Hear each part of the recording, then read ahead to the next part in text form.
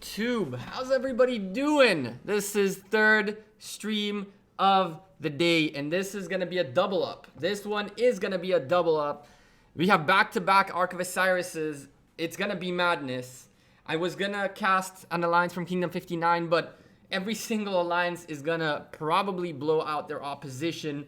And then I realized we need to show some love to some of these alliances that are lesser known, that are evenly matched. I'm trying to keep the casts to matchups that are a little bit closer than they seem. We could very easily go spectate JWM, right? We could very easily do that. We can very easily go watch White Tigers right now too.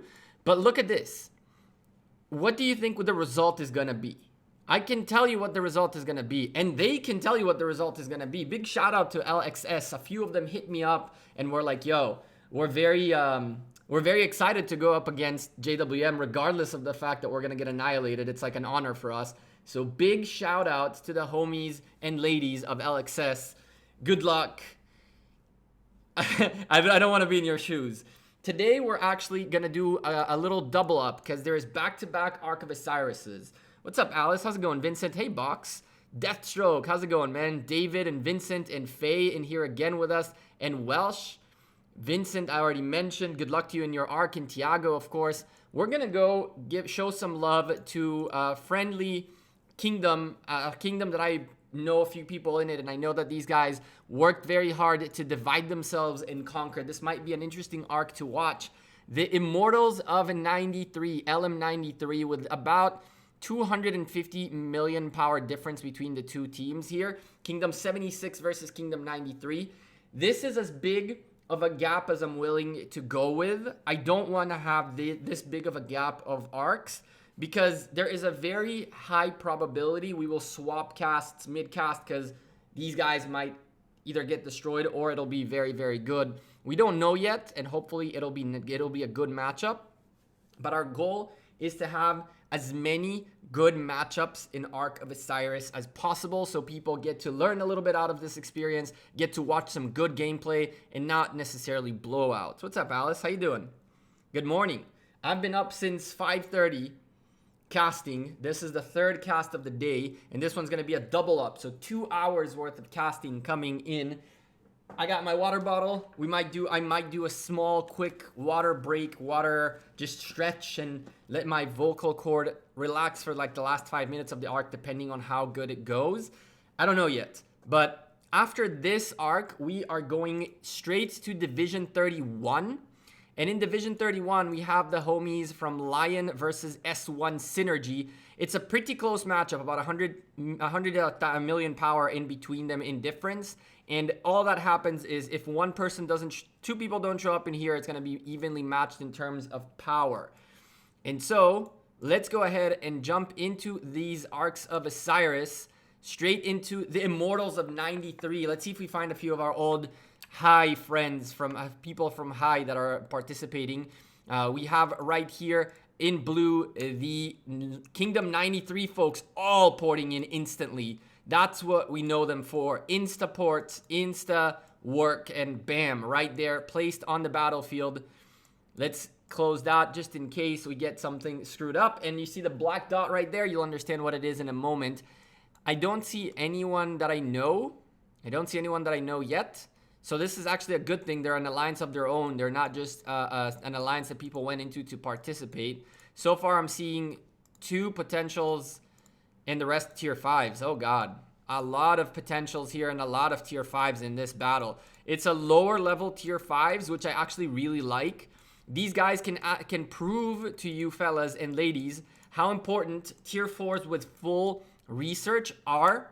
Because some of these folks might not have that many tier 5s or any at all, but they definitely have researches up there almost at the tier 5s, if not tier 5s already.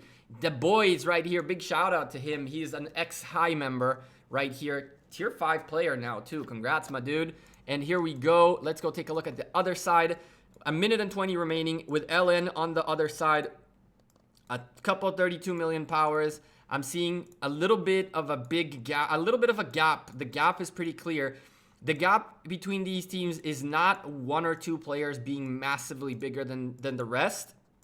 It's an even matchup in terms of the fact that in K3093's side, everybody is around the 40s, and essentially the power is distributed. So it's going to be a very interesting matchup to keep an eye on. I'm not seeing too many fellas in red just yet. More should be porting in. If not, this might be big trouble for the guys at LN. 61 million power in here is the strongest person I've seen so far. A lot of 40s, which is good. That means a lot of advanced technology. Good stuff, and people keep blinking in and out. Let's see, another 41 million. So this is going to be an interesting one. Chat, as I always do in the beginning of Ark of Osiris, let me give you a quick spiel of what Ark of Osiris is. This mode is not about getting the kills. This mode is about making points per minute. The way you do that is by conquering buildings. The map is divided into 2 sections. The first section is the section that is open in 4 seconds. It consists of obelisks and outposts. Usually the obelisks are the top priority of zone 1, as they allow you to teleport out of its starter zone all the way to the obelisk area, and from there you'll be able to get to the battlefield quicker and participate quicker. After that, we have the second stage, which opens up at minute 52. By the way, they fixed the timer. Oh my goodness, they fixed the timer. Or is it because I'm already having Ark so that it doesn't show anymore? Look. The timer works as it should. I can take off the black thingy. Awesome. So the second stage opens up at about... Ooh, it just destroyed the color. Here we go. So the second stage opens up at 52nd minute. In the 52nd minute, the rest of the buildings open up. And from there, the most important buildings are the Sky and Desert Altar. They all give a total of 150 points per minute. And they are crucial for the victory of Ark of Osiris, since there are 1180 points total in the map, and the 4 altars alone are 600 of those points. Once you reach a building, the Alliance receives first occupation if they manage to successfully hold on to the building for the 3 minutes of cooldown that there is. And from there, every minute that the Alliance holds onto the building, the points keep ticking, both for the Alliance as well as the individuals within the building. As of right now, we don't have too much to look at, as if we zoom into this side, for example, we'll see a bunch of marches making their way out and into the areas, into the first buildings, into their obelisks, into their outposts. And the race right now is to position on the map. So, crazy enough, I don't see one rally. Not one rally was launched this time around, which is super interesting. It is actually very interesting to see that nobody launched a rally yet. They are actually going straight up by foot, which is very interesting because one of the things we've seen happen quite a lot are quick rallies towards either your obelisk or enemy obelisks. And this time around, everybody is just marching. Okay, so blue team started off a little bit ahead. They've already started ticking down both of their outposts and an obelisk. The red team is still only holding 2 outposts. This will change very quickly as the marches start arriving to their destinations. The timers will start taking down and the buildings will be occupied. Once this is done, the next big step is how do you get all these buildings as quick as possible? So there are still 2 minutes and 20 seconds until these buildings open up. But what you see more often than not are members like this individual right here starting to position themselves forward to be able to instantly grab the building once they indeed have it. They won't. Whoa, hold on a second. My monitor is going nuts. Stop. Thank you. So the idea is to move troops forward to be closer to the buildings that open up within 2 minutes. And once you do that, as soon as the building opens up, bam, you're in it and you're starting to tick down the timer and the cooldown begins. We're looking at 0 points per minute for each team, as it'll take a decent 3 minutes for every building to lock up and open up, and everything will be ready to go. You see the timer is ticking right here. And in the meantime, what both teams should be doing is positioning forward towards the shrines of life and the shrine of war, as well as the altars themselves. I'm not seeing any red marches anywhere in this area. Blue team, very aggressive early on into the middle, and so is the red team. Blue team is way ahead already. They have crossed the Osiris temple and they are sending marches to the other side and already locking it down. And a set of infantries marching here is going to be a tough time for all these cavalries. it might pay off to get there late and just chunk these people out of their mind. Red team already securing their Shrine of War on their way to their altar. And that right there is JWM popping an alliance skill. That probably is going to happen again. I'm assuming so. And so here we go. We see the blue team making their way. This guy's actually passing their own desert altar, trying to sneak away into the sky altar itself. 3 marches headed towards the enemy sky altar. This is where the red team should be positioned. It's on their half of the map. The map is very, very even. Very, very even. As you can see right here, it's a mirrored map. And so to get to here early on means that you're occupying your enemy's side already, which is a fantastic way to go about it. Blue team moving forward with a lot of power towards this altar, the sky altar. And within 4 seconds, these buildings are going to open up. It seems like there's a red march here that's a bit laggy. Hello? Red march right here, about to take the sky altar, but there are so many blue marches on their way that unless this guy gets help, these guys could potentially take away the sky altar from the red team. Blue team, as soon as the timer hits, instantly pick up all their buildings.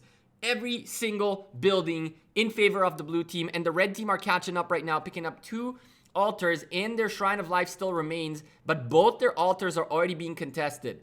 The desert altar has 1 march next to it, and it is not going to be too successful at attacking this desert altar right now. But on the other hand, the sky altar is being swarmed. And if they manage to take this building away from the red team on time, if these guys actually start grinding into, what are you doing, Kokoe, my dude? You need to be hitting this. The quicker this building goes towards the blue team and all these guys make it in, the harder it'll be for the red team to hold on, and bam. First occupation denied to the red team. Now, this is where blue team has to keep holding on.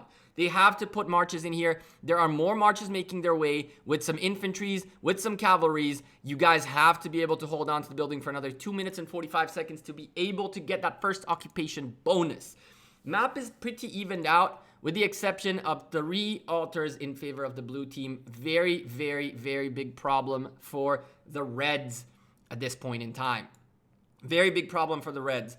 The reds are focusing right now more on the ground fights, on the open field for some reason. They have plenty of marches that can potentially pick up this building back within the next 2 minutes, but it has to get done now or else first occupation bonus will go to the blue team, and you really, really don't want to do that. You really don't want to get there. If the blue team pick up this first occupation, it's bad news bear, but there are a lot of cavalries in here and plenty of infantries on the battlefield, including the Axeman sending not only his Richard with infantries, but also Joan of Arc, who's about to proc a lot of buffs for her alliance comrades right here and help them out with plenty of buffs. So this is going to be an interesting one, whether the red team will be able to take their sky altar back or not in time. Apologize for that, chat, but I already woke up with a sore throat. And now we have 2 hours of casting and 1 more later tonight. So that's going to be kind of nuts. Red team swarming, not giving up this altar. You guys are not taking first occupation. Denial from the red team.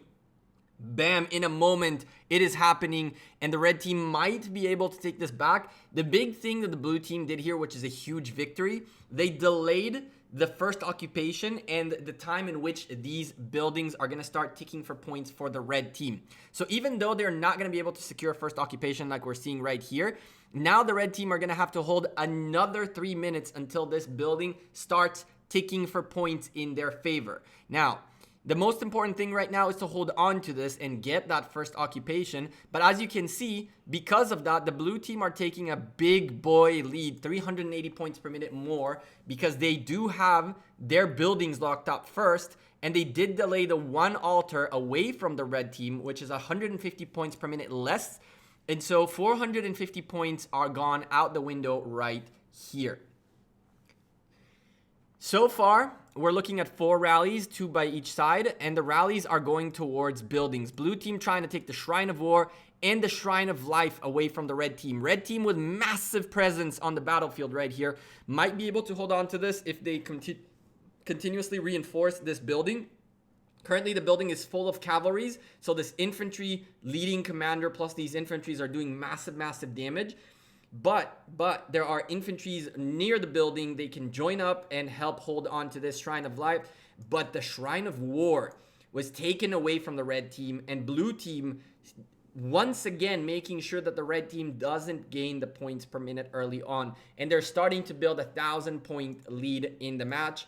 We have 3 minutes to the Ark of Osiris. Blue team solely in control of the center. And now the question is, how does the red team react? The rally on the Shrine of Life is looking good so far. If the red team doesn't focus on keeping the Shrine of Life rather than fight on the battlefield around it, we're going to see a big problem for the red team, as they already lost their Shrine of War. And so 5% attack and defense is out the window. And if they also lose 25% healing speed, this can be really bad news for the red team. The red team have so many marches out here, but there is such huge presence from the blue team on here as well. There's nothing the red team can do right now. They have to get these marches into the building. All of these marches have to get into the building. If they fight on the open field like this guy right here, like this guy's just standing out here, it's not going to help. It is not helping. And this is a big mistake right here by the red team, which is getting focused on fighting and not on winning the match. The blue team are here to win the match. They're going for the building. And so they are doing everything they can to distract the red team away, and this march is just getting chunked away. This march is following these 3 marches right here, while this building is going down, and it will go down, indeed, for the blue team, with massive presence by the red team, who are wasting their troops on open field combat. One mistake already being done by the red team. It's not too late to come back from this. But the red team really need to remember the point of the game. The point of the game is straight up points. How can you watch Osiris League? If you click on Osiris League, click on Go, you'll have Watch on the bottom left, and you can watch any match going on. That was one of the mechanics that I requested from Lilith when they talked to me first about Osiris League, so we could cast, and they listened, thankfully, and so everybody can watch any match now. And that was awesome that they actually listened. I was very impressed. Red team are going for the enemy obelisk. Now, here is a huge mistake by these folks.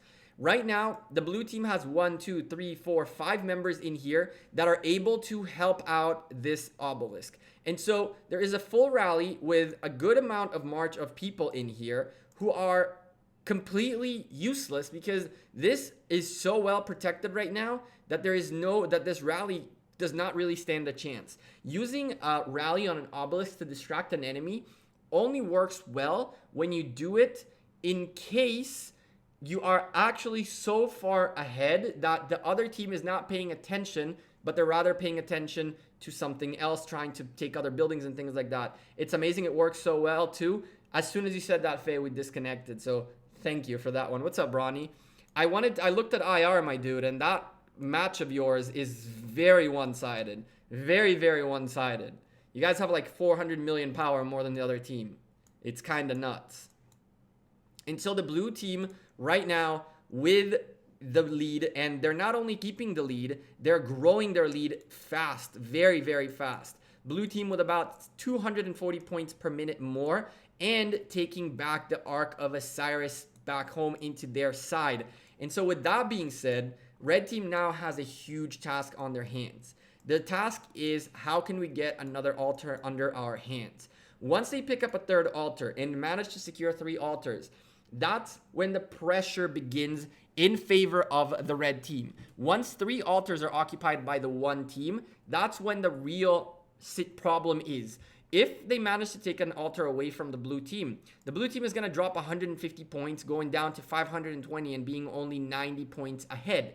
At that case, once this building would close out in favor of the red team, they'd actually be ahead by 60 points. So the most important thing at this stage is to get back your shrines, which are crucial in order to gain all the different buffs that they give, as well as pick up another altar. The altars have to be a priority.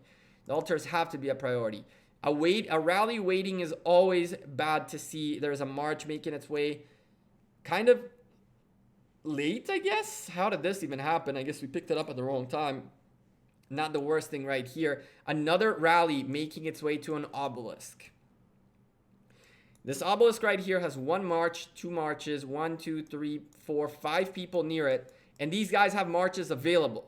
One more guy pouring in here to ensure there's plenty of power in this obelisk. And this rally is just not going to yield any fruit in order to win this match. The red team are fighting to hold on to a desert altar. Now, if the blue team pick up this desert altar, things are going to go from bad to really bad for the red team, as blue team are going to start taking a massive lead. Right now, only 1,000-point difference. The reason for that is exactly what we were talking about previously. The difference between the two teams is not huge. It is big, but it's not huge. 350 points per minute is still not something that the red team has to worry too much about, but they have to hold on to their desert altar. There is a march standing right here. This march making it to the desert altar would mean so much for this team. So much. And yet it is right now finally moving and going for a open field combat rather than into the desert altar. What the red team needs to do right now is put marches in the desert altar. This march walks out of the desert altar, which is this guy right here, and he sends another set of infantries. The problem is he might not make it in time. This guy might not make it in time. And oh, he barely makes it in to hold on a little bit longer. And red marches going after blue marches on the open field instead of joining the desert altar. Desert altar is critical for the red team, and so is the sky altar. The sky altar is getting pounced on, and there are plenty of red marches all over the place, but they are still too focused on the open field combat. Ladies and gentlemen, if there is one thing I have to emphasize, open field combat in Osiris League, as well as in KVK, by the way, gets you nothing. It gets you absolutely nothing. Individual points are cool, but when you lose the match, half of your rewards are out the window. Blue team doing exactly what they need to be doing. Picking up the buildings, fighting the fights to defend their rallies that are rallying a building, but they're not looking for open field combats unless they have to. You can see right here the rally hitting this desert altar and some marches outside of it. And again, marches all over this place, finally realizing, hey, maybe I shouldn't be going after this crazy, tanky Richard and instead help my desert altar. More red marches making their way here, but not joining the altar. Altar going in favor of the blue team. And now, this is getting bad. Now this is getting really bad. 4 altars in the favor of the blue team. 600 points per minute lead for the blue team. And they're about to pick up another 30 points. And the red team are straight up not playing the match. They are getting the kills. Cool. But you're still going to lose the Ark of Osiris match. And so, potentially, not get out of the Osiris League first stage into the qualifier playoffs. Really? You guys already destroyed? That's nuts. Yeah, things are a bit laggy in here. We're seeing things lag in here and there. These slots are going to be much more laggy, as obviously more people prefer to play during these 2 slots, these double slots. And so there are much more arcs happening now than there were in the past 2 slots that we casted. And so the lag comes with the territory. So many red marches, and look where they're aiming. They are aiming straight at this boy right here instead of at the desert altar. They are aiming straight at the open field combat instead of taking their building back, which is very sad. It is very sad because once these 2 altars close in, start ticking for points in favor of the blue team, red team will not be able to do absolutely anything. And where is the blue team going? The blue team is sending marches towards the obelisk. Now, this is how you rally an obelisk mid to late game. The red team right now are on their back foot. They have to choose whether they are going for the altars, which are the crucial buildings, or what the hell are they doing? By sending a blue rally all the way from here this way, now on top of having to get buildings in their favor for points, they're going to have to keep an eye on their obelisk. This rally on an obelisk, on an enemy obelisk, is fantastic. It is forcing the red team not only to have to go fight for their own buildings back, but also to have to keep an eye on the obelisk. This is when you rally an obelisk. Not in the middle of a match when the enemy team has actually an advantage on you. The red team early on tried rallying the outpost, the obelisk right here, but the blue team were so much in control that for them it meant nothing to pay attention in here for a little bit. Right now they are so much in control that for them to hit the red obelisk is actually fantastic, because the red team is already scrambling to figure out what the hell are we gonna do, and now they got to keep an eye on the obelisk as well. It's amazing how good of your explanation is. Thank you, I appreciate that. I'm working really hard on making this the best casts possible. We're gonna cast every single Ark of Osiris in Osiris League. As long as I have internet, power, and voice, we will be casting 5 matches every single Sunday. And I don't know why Lilith haven't announced this yet, but once we hit September 1st, the qualifiers playoffs, the stream is actually not going to be here anymore. We're going to step up the game into the official Rise of Kingdoms YouTube channel. We have the green screen, we have lighting, we have a studio built in the house. I shifted my whole apartment. We're going to have a dope cast with a lot of background stories of the alliances and a bunch of cool things. This matchup is a little bit of a weird one. On the one hand, I really want to get through it, but on the other hand, unless the red team really wake up in the next 5 minutes or so, it's going to be pretty much over. It's going to be pretty much over, which is a little bit of a shame for the red team, because they did start decently well, but they just aren't focusing on what really matters, which is the buildings and the points per minute game, as right now the blue team have 790 points in the lead. Who's going to be my co-caster? There's a bunch of people who are going to co-cast. We have a couple of people from the community who are going to be guest co-casters. We're going to have also, hopefully, the likes of Dragothian and Chiskel Gaming co-casting as well. So it's going to be really fun. I still don't know how all of this is going to work yet. It's pretty much my baby, the official Osiris cast. It's something that I've been working on for like 2 months now. And now the last parts are to get the rest of the gear that's missing and then do some technical tests. Sorry, Chad.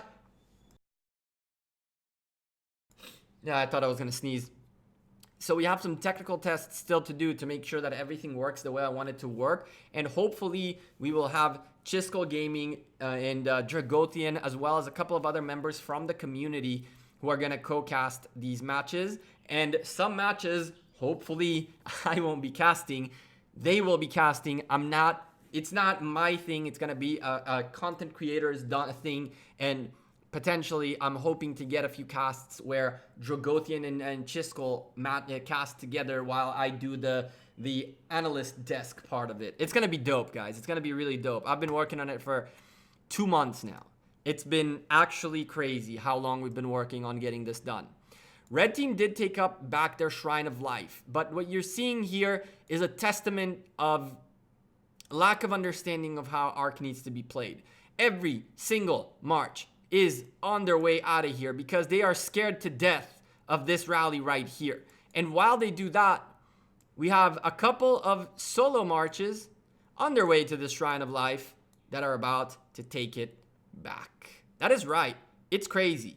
It is really crazy that this rally is working exactly as it should. At this point, they're so far in the lead that the red team have no clue what the heck to do. You have a person like this with sieges that are marching slow, going to hit the rally rather than occupy the obelisk. All of these folks are hitting the rally rather than occupying the obelisk. If the obelisk falls, even if they can instantly retake it, it'll take 3 long minutes until the cooldown ends. And instead of putting your troops inside the building, which is the #1 priority, you guys are going out to fight the rally, which is gonna destroy you regardless. It's a full rally against a swarm, and it is slowly cleaning up this obelisk to the point where they will probably take the obelisk. A set of sieges make it into the obelisk, but that's not relevant enough. Even if this rally fails, even if this obelisk doesn't fall, look at how many marches. 1, 2, 3, 4, 5, 6, 7, 8, 9. 9 marches diverted from buildings and from points into swarming a rally to protect an obelisk. This is how a late game rally into an obelisk needs to be. This is the point of a late game, mid to late game rally on an obelisk. To get as many marches as you can away from the battle. Now here's the deal. If half of those marches just went into the obelisk, they would have probably secured the obelisk without a problem. But instead, every single person here is trying to get the kills, is trying to be the hero, and instead of holding on to the obelisk like they should, they went out after the rally. Blue team burning some red people out of here, and if he doesn't turn off the fire, he's about to get sent back home. And 900 point difference between the blue team and the red team. And in this situation, the blue team carrying the Ark of Osiris, it looks like, I don't want to call it 30 minutes in, but it looks like the red team did not come to play Ark of Osiris at all. They came to play who can get the most kills and lose the match. It's a 30 versus 30. One teleport available for the red team still, but nothing crazy. This rally pulled enough marches away. It did exactly that. That was exactly what the march, that's the point of having a successful, and there he goes, back home, a successful mid to late game rally on an obelisk. It is to pull marches away from the main action. But when you are in the lead, when you have all the control on the map, it is very easy to just hold on to your own obelisk on your own side.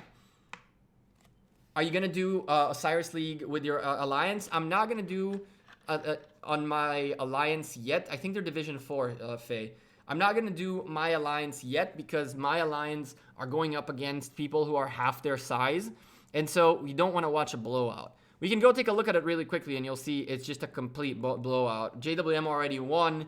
IR already won. White Tigers seem to have already won. It's one of those things where it's just the power difference is too big and it's not fun for you guys, really. We have learned a significant amount from this cast. I'm very pleased with this cast for the main reason that we finally figured out how mid-game to late-game obelisk rallies should look like. We had a perfect example of a bad mid to late game obelisk rally as well as a good one. And here's another good one. 1, 2, 3, 4, 5, 6, 7, 8, 9, 10, 11, 12 marches coming back towards the obelisk. 12 marches.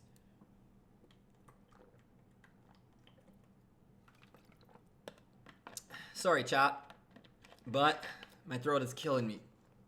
And so we got to drink some more water, and then we'll relax in between the casts. And our final match is at 10 p.m. my time, so I'll have a good 4 hours to let the throat calm down a little bit. And I probably won't have a voice tomorrow, but whatever. It is what it is. The rally on the obelisk is still going on. It looks like it broke up. Is that what happened? But look at how many marches are in here. 1, 2, 3, 1, 2, 3, 4, 5, 6, 7, 8, 9, 10 of them are back in their own obelisk. 10 marches are back in their own obelisk. The rally is still here.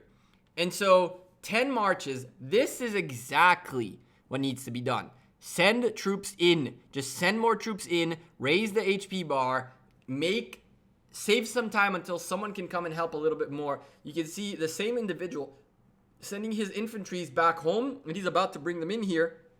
Because this is a full infantry rally, and it's super tanky. They're really going to want to have either an archer's march in here or infantries. So far, I've seen primarily cavalries going in here. And so, oh boy. Blue have a better plan and better communication for sure. For sure. They're doing exactly what they need to be doing, which is applying pressure. After they picked up the buildings that tick for points, they start applying pressure. You need archers inside, correct. But again, not necessarily everybody has all their archers available or marches in the nearby vicinity. Recently taking some time off of ROK, but I will definitely be playing Lost Kingdom and Osiris League. I will definitely invest more money because this is looking awesome. It is. Although we have a little bit of disconnects because right now these two slots are the most busy ones. And this is going to potentially cause problems in the sense that some alliances might choose to play in less favorable times, but with better conditions. The first two casts we had were clean, and that's because there were very few fights happening at the same time. Very few Ark of Osiris is happening at the same time. Blue team. Oh boy, blue team. They are almost 1,000 points ahead. And right now, we can pretty much call the match in favor of the blue team. Why am I saying that even though there are 27 minutes remaining? 1,180 points is what is available on the map when you have the full map. If the red team were to take the whole map right now, in this instance, the whole map goes in their favor. And then 3 minutes worth of cooldown. That means that in the 24th minute, they'll start taking 1,100 points. And so if that is the case, they will win this match. But at 18,000 points difference and all altars ticking in favor of the blue team, even if the blue team drop the one altar and give it to the red team, there's still going to be so much time for the blue team to keep gaining points and win. And they keep putting on pressure. They keep putting on a lot of pressure on these obelisks, making sure that the folks in here don't have a choice but to defend the obelisk rather than fight for other buildings. Things are getting very, very laggy on the battlefield, and I apologize for that one. There's absolutely nothing I can do about that, but just keep reconnecting and pushing through it because it is what it is. We're looking at, there should be simplified graphics in Ark of Osiris, in my opinion, but no comments on that one. Regardless, obelisk being fought for. Second obelisk being fought for. An attempt on the sky altar failed. Now there is someone being a little bit of a pain in the butt, picking up these outposts away from the blue team, which is decreasing their points per minute. It is. And now they're down to 860 points per minute change. But still, this is an example of how not to play Osiris. If you're talking about LN, then I agree. If you're talking about the blue team, then the blue team is definitely doing everything right, and LN are definitely doing everything wrong. Which kingdom is LN from? We can go take a look at that in a moment. I don't think blue team picking up the obelisk is the beginning of the end. It's the beginning of the end as... Look at that. Blue team finally taking this obelisk away. And now the red team have to choose whether... Alexander. Whether they want to take their obelisk back, or in a moment, blue team are going to start porting this way and start zeroing red cities, which is the next big thing. The next big thing is to clear these obelisks out and send everybody back home to the starting position. Now, let's go take a quick look at where everybody is from. So getting out of this Osiris match for a moment to answer one question that you guys asked here, where are our friends LN from? They're from Kingdom 76. And this matchup is definitely a blowout. We have Anti right here with a pretty decently close match. We're seeing two very close matches happening in here. KNO blowing these guys out of the water. And just in case you guys wanted to know, so RJWM against LXS, poor folks. Like I'm happy that they did show up and did fight and that they are doing their thing, which is amazing. But again, that's not the kind of match we're trying to take a look at. That's not the kind of match we're trying to take a look at. Let's swap matches. I'm not a fan of swapping matches, but there is an interesting situation in here. And this interesting situation is not interesting anymore. Blue team took back the whole map from what I see. They have a few buildings waiting and ticking in their favor. And once that happens, blue team are really going to start shooting their way up. And once that happens as well, Ark of Osiris is going to get picked up. And when that happens, PL are really, really going to get ahead in this game. Especially because now they did the same thing as the other cast we had. They picked up an obelisk, and look, 1, 2, 3, 4, 5, 6, 7, 8, 9, 10, 11 marches. 11 marches away from fighting for buildings and fighting for this obelisk, and a lot of them just sitting here and getting chunked out of their minds. Let's go back to the match we were originally looking at, as really there's not much for us to see in that match as well. Let's go take a look at Osiris League and see what else we can find. So Division 13, just like we were watching right here, the growth in this is just obnoxious. Look at this. Look at this. Almost full map and control of the blue team. Blue building's blinking, which is important, but now the gap is 22,000 points. 22,000 points. Someone just said, this is a good one. Urine, stop open field, you lose more troops. This is actually someone from LM93 talking to LN, letting them know, folks, what are you guys doing? And it makes sense. These guys are only fighting in the open field rather than actually looking to win the match, which is a bit sad. It is a blue day indeed. White Tigers, 55 million at the moment. What do you mean 55 million?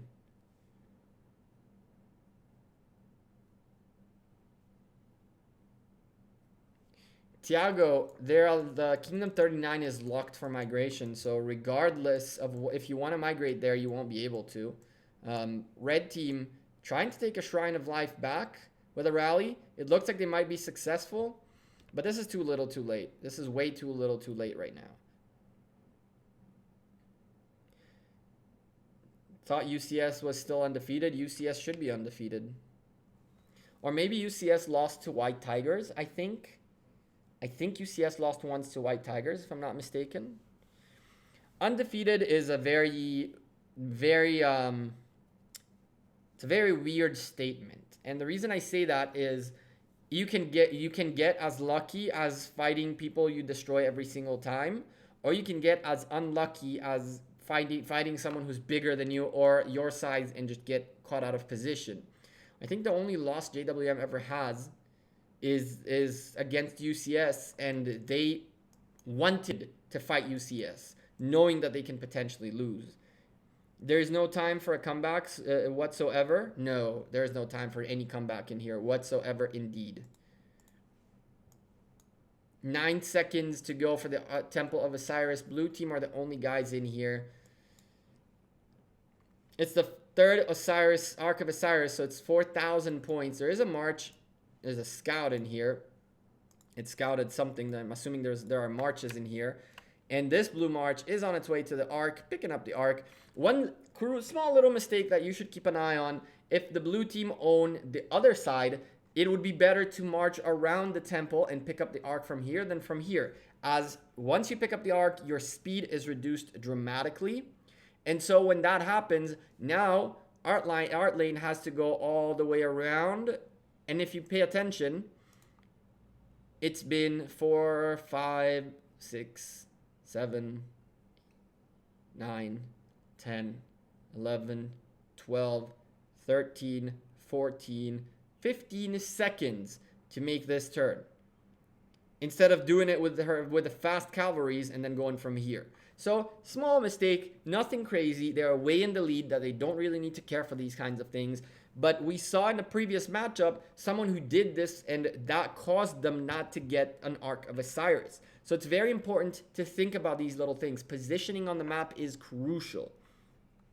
Can I check AOC? AOC are blowing out of the water whoever they're fighting. It's not worth checking out.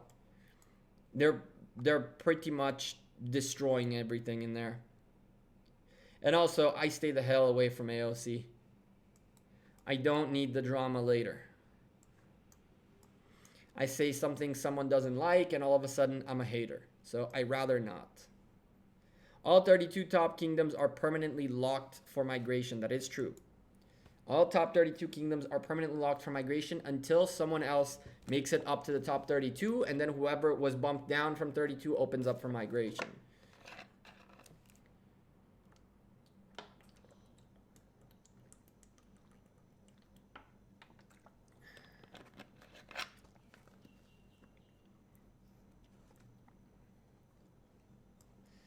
And so, what can be said? Where is the bet on the for the winning team? I believe we'll start seeing bets next round when everybody already has coins available. Nobody has coins available yet. I mean, people did get coins in the last Ark of Osiris, but then there was a bug and people got crazy. So here's the funny thing. Last Ark of Osiris, coins were supposed to start. You were supposed to get your 150 coins, and then you were supposed to be able to bet from here on out. But because of that bug that caused people to get massive amounts of coins, which by the way, Lilith took back, and Lilith took back the items as well, by the way. So if you didn't abuse the bug, good for you, because those who did lost their items. Because of that, next round we should be getting coins and things should start from there. Don't like drama? I try to stay away from drama, my dude. Drama only means negativity and people hating and one-sided hate all over the place. I'm not about that life. I rather stay on my lane, enjoy my time, project good things rather than drama and hate and BS. And that's why I don't respond to half of the things that are said out there. And there have been things I could have responded to. There are plenty of things I can make videos about with massive amounts of drama, but when you put out negativity comes back to you. Division 22. Let's go take a look at Division 22. Let's go take a look at Division 22.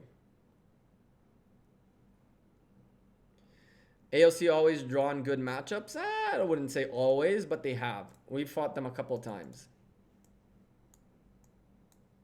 In high, back in the day. Let's go take a look. Who are we gonna go take a look on?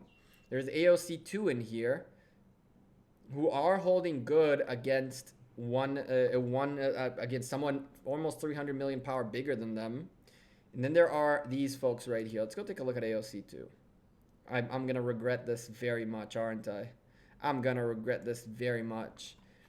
So the blue team solely in control in here of the Temple of Osiris, but the red team have 3 altars in their favor, and they are winning the point per minute game by very little. However, it doesn't seem like they're going to be able to hold on to these desert altars this desert altar for much longer, which will drop them their lead quite significantly in the points per minute game. It looks like a rally from Na'Vi also on its way to the second desert altar, and it looks like it's going to be a good rally. So far, it's doing a bit more damage than the rally is taking. And so if the red team lose both of these obelisks right here, both of these altars right here, then they're going to drop 300 points and actually lose the lead on the point per minute game. And now, even though the red team is trying, it looks like the blue team is so far in control of this Osiris, Temple of Osiris, that they can very easily pick up this Ark and potentially win this. The 2 altars went in favor of the blue team, which means point per minute game completely flipped. And now, even with the Ark itself, 15 minutes plus Ark, this is going to be very, very rough. This is going to be very rough. Blue team securing this Ark is pretty much a GG. For the blue team. Drama equals views. I don't need that kind of views, David. I don't need that kind of views. I'd rather not get those views. I'd rather not get those views. At the end of the day, all that those views are people who come in to see who gets hated on the most. I'd rather have people like you beautiful people who come for support, who come to chill, who come to watch a good matchup, who come to enjoy your time here rather than feed on the hate of drama. It makes no sense. So far, it looks like even though this was very, very close, the blue team are in control of the Ark of Osiris. And when that happens, what's up, Brady? Love from Kingdom 369. Thank you. Shout out to 369. Ark of Osiris about to get drawn, and as you can see right here, there's a march on the right side ready to pick up this Ark if he doesn't fall asleep. Hello?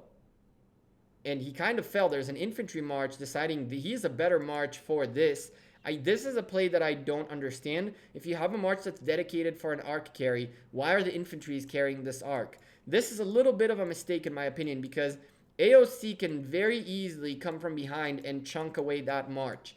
They need to have the fastest available march to march its way back with the Ark, and that is not infantries. That is definitely not infantries, as marches ghost in and out of the screen. Here we go. We have this march making its way. What are you trying to do? High five the other march that was supposed to carry this arc? This is actually a scary situation. This is a scary situation because the blue team feel in control, but the red team are not going to let this go so easily. And remember that carrying the arc doesn't only slow you down, but it also makes things so much harder as you take 200% damage. The tier 1 cav march right here was meant exactly for that, to be the fast arc carrier. And even though the blue team have plenty of marches around to try to secure this march, look at that.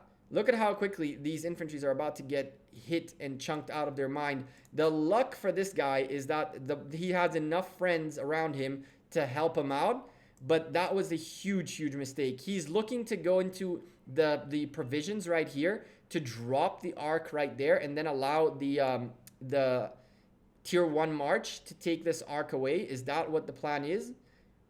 That's what it's supposed to be, at least. I think this was a little bit of a miscommunication by the blue team. He's about to march in here and drop this arc, and hopefully this tier 1 march will pick up this arc now, unless someone else decides that they want to be the carrier, which is what this individual did earlier in the match. This is a little bit of lag, so hopefully, there we go. Hopefully we have the tier 1 picking up this arc. There we go. That's the play right there. There is another person trying to pick up the arc, which is really weird. I don't understand the communication there. You have a tier 1 march that is meant to carry the arc, and so now let that march carry it. One small tip I have for you guys, what's up, Pie Master, is once you have so many of your friendly troops around the arc, make a nice little cloud of marches around the carrier, and that way these marches cannot click on it. Right now, it's so hard to click on the one march in here that if you create a nice cloud around this carrier, you can actually get away with carrying the arc, even with infantries, so long as it's within a cloud of madness of marches. The march disappeared on the map, but it's still there. We're seeing the arc getting carried. Things are blinking on the screen as lag is real, and the red team funds AOC2 Fun is doing whatever he can at this point, because with 10 minutes remaining and the arc marching in favor of the blue team, once this gets in here, we can pretty much call it GG, as the blue team, on top of controlling the arc, are way ahead in the point per minute game, 310 points per minute, and they have an even match. The good thing for the red team is that they're about to pick up 2 altars, which are going to give them another 300 points. The problem is another 150 coming in the favor of the blue team will mean that the blue team will still be 160 points ahead. And to make things worse for AOC, the blue team are swarming with tier 5s, this Shrine of War. And while the Shrine of War might survive, 1, 2, 3, 4, 5 marches are now way too invested in this one building to pay attention to anything else. Most exciting matchup later on, I don't know yet. I don't know. The next one is going to be Division 31. And the last match of the day, we're going to do something a bit different. I really want to introduce to you guys Kingdom 337. They are the youngest top 32 kingdom in the game. And so the TPE versus, let's go take a look at it. The TPE versus VDN, which one is that? Let's go take a look at it, as we pretty much can guarantee the blue team's victory now that they pick up the Ark of Osiris. Let's go take a look. Awesome stream again. Thanks again. Deathstroke, you have a good one. Go fight your own Ark. Hopefully you guys kill it. Well, you guys are going to destroy it. It's nothing crazy. Good luck, and I'll see you hopefully in the next cast. Where is this matchup? VDN TPE. Interesting. What we got here? Woo! Red team the point per minute game is even. Red team are 2,000 points ahead. They don't have time for another arc. And so now it's a matter of gaining the points. Red team have 2 altars in their favor that aren't ticking for points yet. Once that happens, 300 point lead for the red team. The blue team have 2 shrines that are not ticking in points in their favor. So another 160 points for them means 140 point lead for the red team. If the blue team manage to pick up one of these altars, this could be interesting. If they manage to pick up one of these altars, this could get interesting. And they're trying to not only pick up the altars, they're also trying to pick up a Shrine of Life, which looks like TPE might be successful. They could potentially be successful here. Blue team taking one of these shrines, these altars, another altar going to the... Oh, God. Oh, God. Are we actually going to see a comeback? This is incredible. They took both altars away from the red team. And right now what they're doing is they are winning the point per minute match by 310 points. And they are barely 1,000 point difference. So there's still time for them to win this with 4 minutes on the timer. They're going to swap things and take the lead. And it looks like on top of that, they're contesting for the Shrine of Life. If they take the Shrine of Life, it's an even bigger lead in their favor. Even if they don't hold on to it, it's 3 minutes until the Shrine of Life starts ticking for points for the red team again. But it looks like the red team are going to be capable enough to hold on to this. Once these two altars start ticking points for the blue team, this might be a crazy comeback. 1,000 point difference between the two teams and 7 minutes remaining. Ark of Osiris is no longer in play, and it seems like the red team haven't realized that yet. That there are 5 minutes plus left for this Ark and 7 minutes in the matchup. So many of these marches are focused on the center rather than on buildings that this is looking very, very, very interesting. Is the blue team going to come back in this? Is the blue team going to come back in this? This is going to be exciting. This is actually exciting to watch. Let's see if they can make their way back. Less than 1,000 points between these two teams. 6 minutes remaining and about 100 and what is this? 160 points more in the favor of the blue team. But once they lock in these two altars, boy oh boy, they're going to start gaining more and more points, and there might be a last minute comeback. Not yet GG for the blue team. Not yet. This can get very bad for them if one of these buildings goes in the favor of the red team, especially this building right here, which is right now ticking for points in the favor of the blue team. Seems like the red team failed at it. Buildings ticking for points right now is the most important thing for the blue team. And the blue team take away a Shrine of Life from the red team. And even though they're not going to hold on to it, the red team is not going to gain points out of this. The red team just lost 80 points per minute. The red team just lost 80 points per minute, even though the Shrine of War is back in their favor. The blue team picked it up for a second, and they picked up a Shrine of Life as well. What is going on? Is the blue team actually going to come back?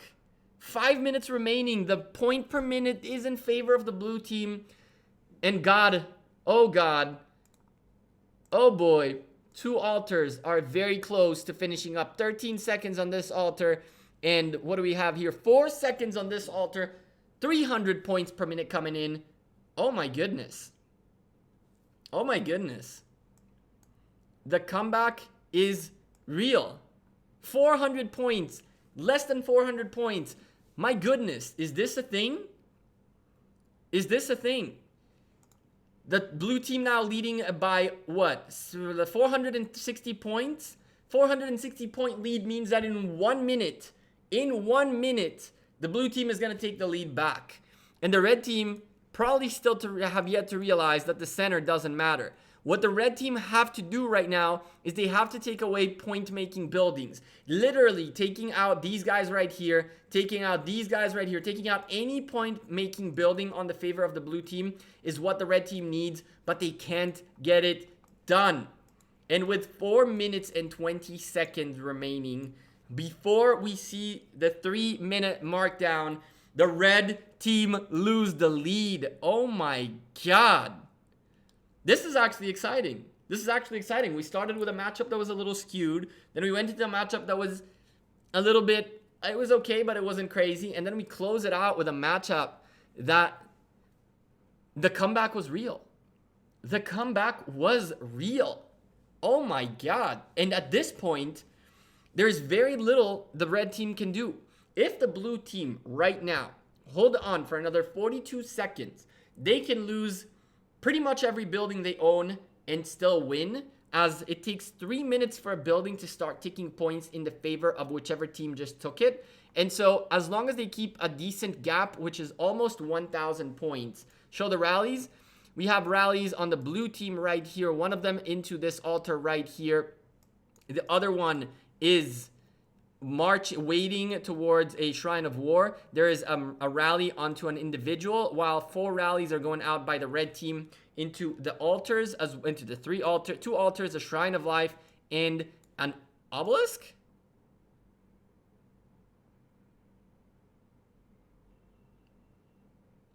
No comments.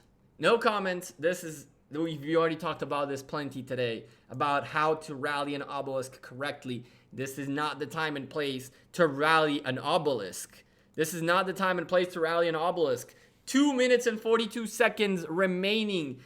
Ladies and gentlemen, the blue team has taken it back.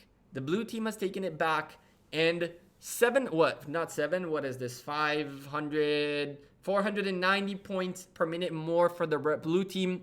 At this point, they can afford to lose one of these altars comfortably. They can lose 2 of these altars comfortably. And at this point in time, ladies and gentlemen, it is GG for the blue team. What a crazy comeback. Put a fork in the red team. Dinner is done. You have no idea. I don't know, Z, how long have you been watching? But we started watching about 10 minutes before it was over, and the red team was leading. They took the lead at about 4 minutes remaining. They hold all the shrines. They hold 2 of the shrines of life, and they hold the one Shrine of War. But yeah, holding the Shrine of Life means less buffs for healing in your favor, and so you got to spend more speed ups to heal. And in this situation, you have to heal. Oh, what do you know? The Ark of Osiris is on the battlefield. And the red team seem to be in control, kind of. There's blue marches here, but still. You really think that this Ark can do anything at this point? The answer is absolutely not. Even though the red team pick up an altar back to try to slow down the blue team, it is too little too late with 1 minute and 16 remaining. You should have had our Ark, our Ark. It was close. One Ark decided the winner. It was nuts. Oh, that's cool. XP Killer. That's really cool. When I choose the matchups, I go based on power of the 2 alliances and kind of have to hope for the best. You know, there's no way to know which Ark is going to be a very, very interesting Ark. This one, for example, had a little bit of lower power, and I wanted to see some tier 5s in action in this cast. And so I went with someone that had more tier 5s, and it wasn't as even as it should be. It was a good it was going big back and forth a lot. It was going good. Oh, well, that sucks. We should have watched this probably. But hey, nothing I can do. There's no way for me to predict this thing. And in the groups playoffs and in the group stages, we can hop between things. But once we hit playoffs, we're going to have to watch the casts themselves through the event. And so hopefully, is there a replay of Arcs? I don't think so. There's no replays of Arcs because you'd have to have someone actually using the camera, right? Or else, how would there be a replay? What you're saying is potentially a replay even from your own view. You would have to either record it or it would have to record your own view, which is a bit weird. It's kind of hard to figure it out. Defeat on the battlefield. Red team defeated. The comeback was real. Crazy work by TPE. Kingdom 78 versus Kingdom 127. What a crazy comeback. More kills in their favor, more occupation in their favor. It looks like the red team focused more on arcs than on buildings, and so the comeback was real. And provisioning, really the provisioning did it. Their provisioning did it right here, because if you look at the occupation points and the arcs, if you take this combined and this combined, red team had it, but provision scores is actually what won this. What a crazy matchup. All right. Well, we're going to wait till campaign closes out, and we're going to hop to District 31. We have a matchup that I hope is going to be a good matchup, and my voice is starting to crack, so I apologize for that. Drink a little bit of water along the way. Cool. Network. Good. Take me back home. I'm spectating Kingdom 63. I saw you guys won 85K against 4K points. Damn. Provision is important. Provision is a must. By the way, thank you, Bronny and Michael Jackson, our 2 members in the chat. Thank you for being members. I do appreciate that. If you guys want to become members of the channel and support the channel, of course, get a little bit of leaks ahead in our members Discord. We do a little bit of leaks and a little bit of Q&As and things like that in our members private Discord room. Join the members by hitting that link right there. You have 2 options, and all of it, all the proceeds, of course, go towards the channel, towards all the gear that I just picked up and all the massive stuff that we're working on. I don't know if you guys know this, but we recently picked up 3 LED lights, this green screen, a DSLR, a bunch of stands. We're putting in a custom freaking studio in the house for the Ark of Osiris League casts, the official cast that is coming up very, very soon. And then after that, all that gear is going to go towards improving the stream. So say goodbye to this border, because after Osiris League happens, I am going green screen with lights, with a DSLR, upgrading everything, stepping it up a notch. And all that is thanks to you guys, your kind donations, your kind memberships, and all that stuff. That's how I'm able to afford all this. We're going into this matchup right here. Lions from Kingdom 206 against 278. These are later kingdoms. This is going to be an interesting one to watch. Right now, only 25 against 19. But I hope that this gets a little bit better. If not, we're going to find us a different matchup to take a look at. These folks have been waiting for quite some time to get casted. Funny enough, both of these alliances asked for a cast a little while back, and I just wasn't able to do it. And then when I saw they were matching up and they're pretty close in power, we had to get this going. And so Lion, let's take a look at what they got on their side. 1 tier 5 on their side right here. More people porting in. It's a 29 against 20 right now. Very, very, very, very bad situation. 2 tier 5s in favor of Lion, and marches are starting to pour in. If this stays this uneven, we're going to get out of here and find a different match to take a look at. As right now, we have a 29 versus 20 with 3 tier 5s in favor of the blue team. 3 tier 5s in favor of the blue team. Big, big trouble right there. You're on YouTube. Give a show. There you go. I don't think the guys can see that. Let's go Lions from Kingdom 206. Yeah, the question is whether or not we're actually going to get to watch this thing, as slowly and steadily the red team are making their way in. We're seeing now 22 people on this side by S1. Let's take a look at their forces right here. A lot of 20 million power players, a couple of 30s, mainly 20s and 30s. If there are no tier 5s on this side, this is going to be a very, very, very, very rough situation for them, as they're facing 3 tier 5 players. Now let's zoom in and out. A little bit of display bugs. 22, 23, 28. Oh my goodness, this is not going to be fun for you guys. A 40 million power is the closest to tier 5 that I can see on this side. And boy, oh boy, it looks like potentially what we're looking at are backups. Where we might be looking at backups right here, as people haven't shown up to the match. 23 against 29, so I'm assuming mostly backups. We'll take a look at this in a moment. We're going to take a look at all this, but I think that we're not going to stay in this matchup for too long, as it looks like it's going to be a very one-sided affair.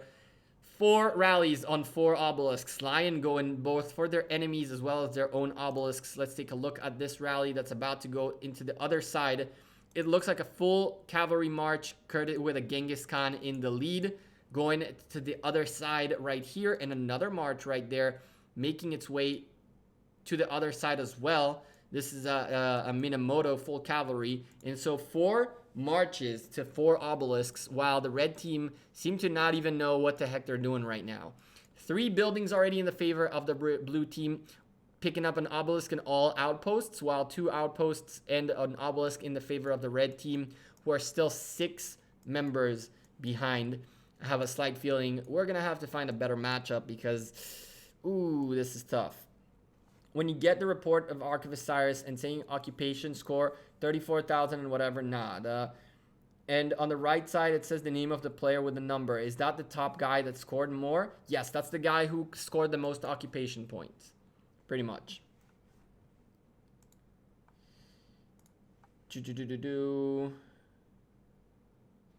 Let's take a look right here.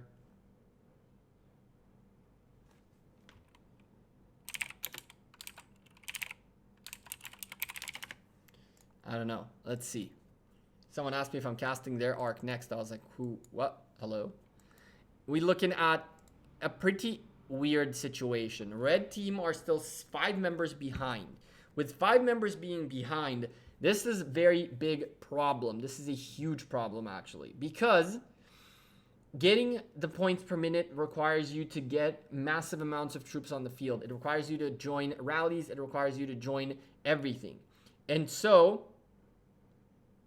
my alliance got 34k points from occupation. I made 32k. Damn. That's not possible. That is not possible. Something doesn't sound right to me. But anyway, as I was saying, it looks like the red team are on their back foot right now, and it looks like this matchup, we're not going to call it yet. But first of all, it's funny that we're seeing 0. It's funny that we're seeing 0. This means that the timer is based on when your arc is and not on an actual timer. So we're not going to pay attention to that, but we are going to keep an eye on the time because we need to know what time of the arc this is. So yeah, we have a problem. No timer. What do you know? That's actually kind of hilarious and not surprising whatsoever.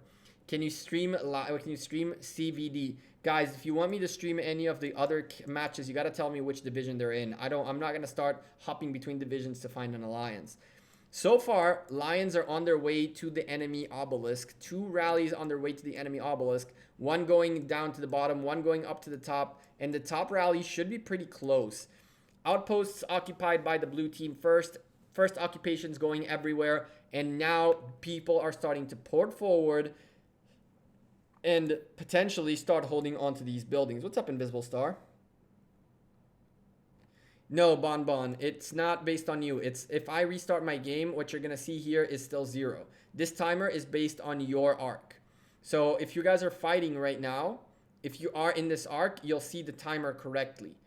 I saw 10 hours, then 5 hours, then 0 because my alliance did it in the previous time slot. This has nothing to do with the arc time, but it actually is timer all the way down to the end of your arc. So if you take a look at the arc in the next slot, you're gonna see 0 as well, which is kind of stupid, but doesn't surprise me whatsoever. All right, full map is in control. Red team taking their buildings, and so are the blue team. But blue team are posturing very forward into this desert altar that belongs to the red team, and it looks like they might be successful at picking up this building away from the red team and try to lock in the first occupation. Lions, on the other hand, taking the obelisk away from the red team before the red team managed to port more than 1 individual here. And now this is a huge problem. There's a full rally in this obelisk, nobody nearby to be able to support it. And in 2 minutes and 45 seconds, these folks are going to be able to port in this way, and it's going to be big trouble. The other obelisk is being contested as well. A lot of marches trying to hit the rally rather than refill the obelisk. And if they lose this obelisk, it's going to be probably GG for these folks. Genghis Khan doing massive damage. Lions picking up another obelisk. And I can tell you right now, the way out of this is pretty impossible. Why? Because all these marches are going to have to fight now a full rally in here. There are only 4 people available in here to potentially take this back. And now the red team are all going to have to focus on trying to get their obelisks back rather than trying to figure out how the hell we're going to get these buildings and first occupations. This match is indeed going to be very boring, and in a moment we're going to have to swap it up and go find a different match. I believe Lions are just going to take this. It's going to be a cakewalk. What's up, Mark? We're definitely going to have to go watch another match in a moment. We're going to keep an eye on this match later on, but it seems like Lions are too far in control with 4 members still ahead and way too little power on the side of S1 to do anything. And so as much as I wanted to cast both of these guys, this matchup isn't really looking too good as a matchup for us to enjoy and cast. And so 10 minutes in, I'm already saying let's swap it up. Let's swap it up. Let's go find something a bit more interesting. Let's go take a look at who else is fighting on this time. I don't really have any matchups that I kept an eye on. Let's go see if we have something interesting going on right now. The big problem is that everyone is, let's see. So this is one-sided. All of these are one-sided. This is not looking like that at all. At all. It's like these guys actually think that this is close. But nowhere near that. First occupation's already in the favor of the blue team. Blue team already in control. In here, red team with absolutely no map control whatsoever. B&W in Division 18 are going to destroy. I looked at their matchup. It's really, really not worth watching. B&W are just going to annihilate people. I'm looking for something a little more even. So let's go take a look at Division 1, what we got here. VIK versus MAD. They're looking a little interesting. Let's go take a look at this. Okay, it's looking interesting because the blue team started in the lead, but it looks like the red team slowly plowed their way into getting buildings. And so this might be interesting, even though we have 26 against 29, and the favorable power goes towards the blue team. VIK are a pretty known alliance. What's up, Mega Dreams? You can finally enjoy a live stream. Today your internet didn't want you to enjoy some arcs. That sucks. I hate when that happens. But it looks like the red team are so much in control of the map. They're so much in control of the map. Look at this. They've already ported towards the blue side. VIK are going to have a very, very rough time in here. On the one hand, I do want to see how this ends up. But on the other hand, it looks like the red team are way too far ahead. Let's go take a look if we can find something a little more interesting, a little more evened out 10 minutes in, which is a little bit rough, right? It's a little bit rough. 1.8 against 1.2, and these guys are starting to take the lead. 1.4 against 1.1, and these guys are in the lead. Interesting. This is looking interesting, chat. This is looking really interesting. Red team are the weaker alliance of the two. AWOS against 139. This is looking interesting. The map is just about split. Red team are a little bit in the lead and have the points per minute in their favor for now until the final building locks in favor of the blue team, and then the blue team will even it out. It looks like they're not even going to wait it up. They're going to pick up a Shrine of War. And so here is the matchup that we're going to watch, I guess. Blue team picking up a Shrine of War away from AWOS, and now they have evened out the point per minute game. But not only that, they have their own Shrine of Life that's about to finish up its occupation time, and from there we're gonna see the point per minute game swap in favor of the blue team. GG to you. I'm sorry that you got matched up with that. It is what it is. Hopefully your next couple of matches will be a little more interesting. At least you got 10 points. You lost your arc now, but you got the 10 points. That's all that matters. Gekko, what kingdom is TBD in? I have no idea. Who are TBD? TBD means to be determined. It's not an alliance. Alliance TBD means alliances to be determined. I haven't, as you can see, we're swapping matches, trying to find a good match to cast. And so I didn't want to make a thumbnail of casts that we might swap up like we did earlier today. And so hopefully we don't do that much. Hopefully it's an alliance. I meant TBD, like to be determined. I'll find it. I think Night's Watch meant TBD in my title, right? Night's Watch. But anyway, Ark of Osiris about to open up in 16 seconds. 16 seconds and the Ark is here, and there's a massive brawl. Red team against blue team. Red team a little bit behind in the points per minute game, and they're about to get even further back as they lost their Shrine of War. And so right now, the Ark of Osiris is up on the battlefield. Nobody picking it up just yet. Uchi right here in 139. He is an ex-high member. What do you know? I forgot that he's in this alliance. And right now, we're looking at a brawl in the center as the red team is the team with the less power. Keep that in mind. As of right now, the red team in the lead with about 600 points, and they have less power than the blue team does. And so this could be very, very interesting. This elimination round is going to be a truckload of lopsided matches, correct. The big boy stuff is going to happen after the when we start going into playoffs and then into the second round. That's when we're going to start seeing like proper matches. Which is why we determined to do the Ark of Osiris, the Osiris League official cast only during the qualifier playoffs, which is after the first 3 rounds. So those are going to be a bit more interesting, even though those are probably also going to be very sided. as the big alliances are going to fight against one of the other 3 alliances that made it better, that it was better than the other 2, I think it'll still be pretty one-sided.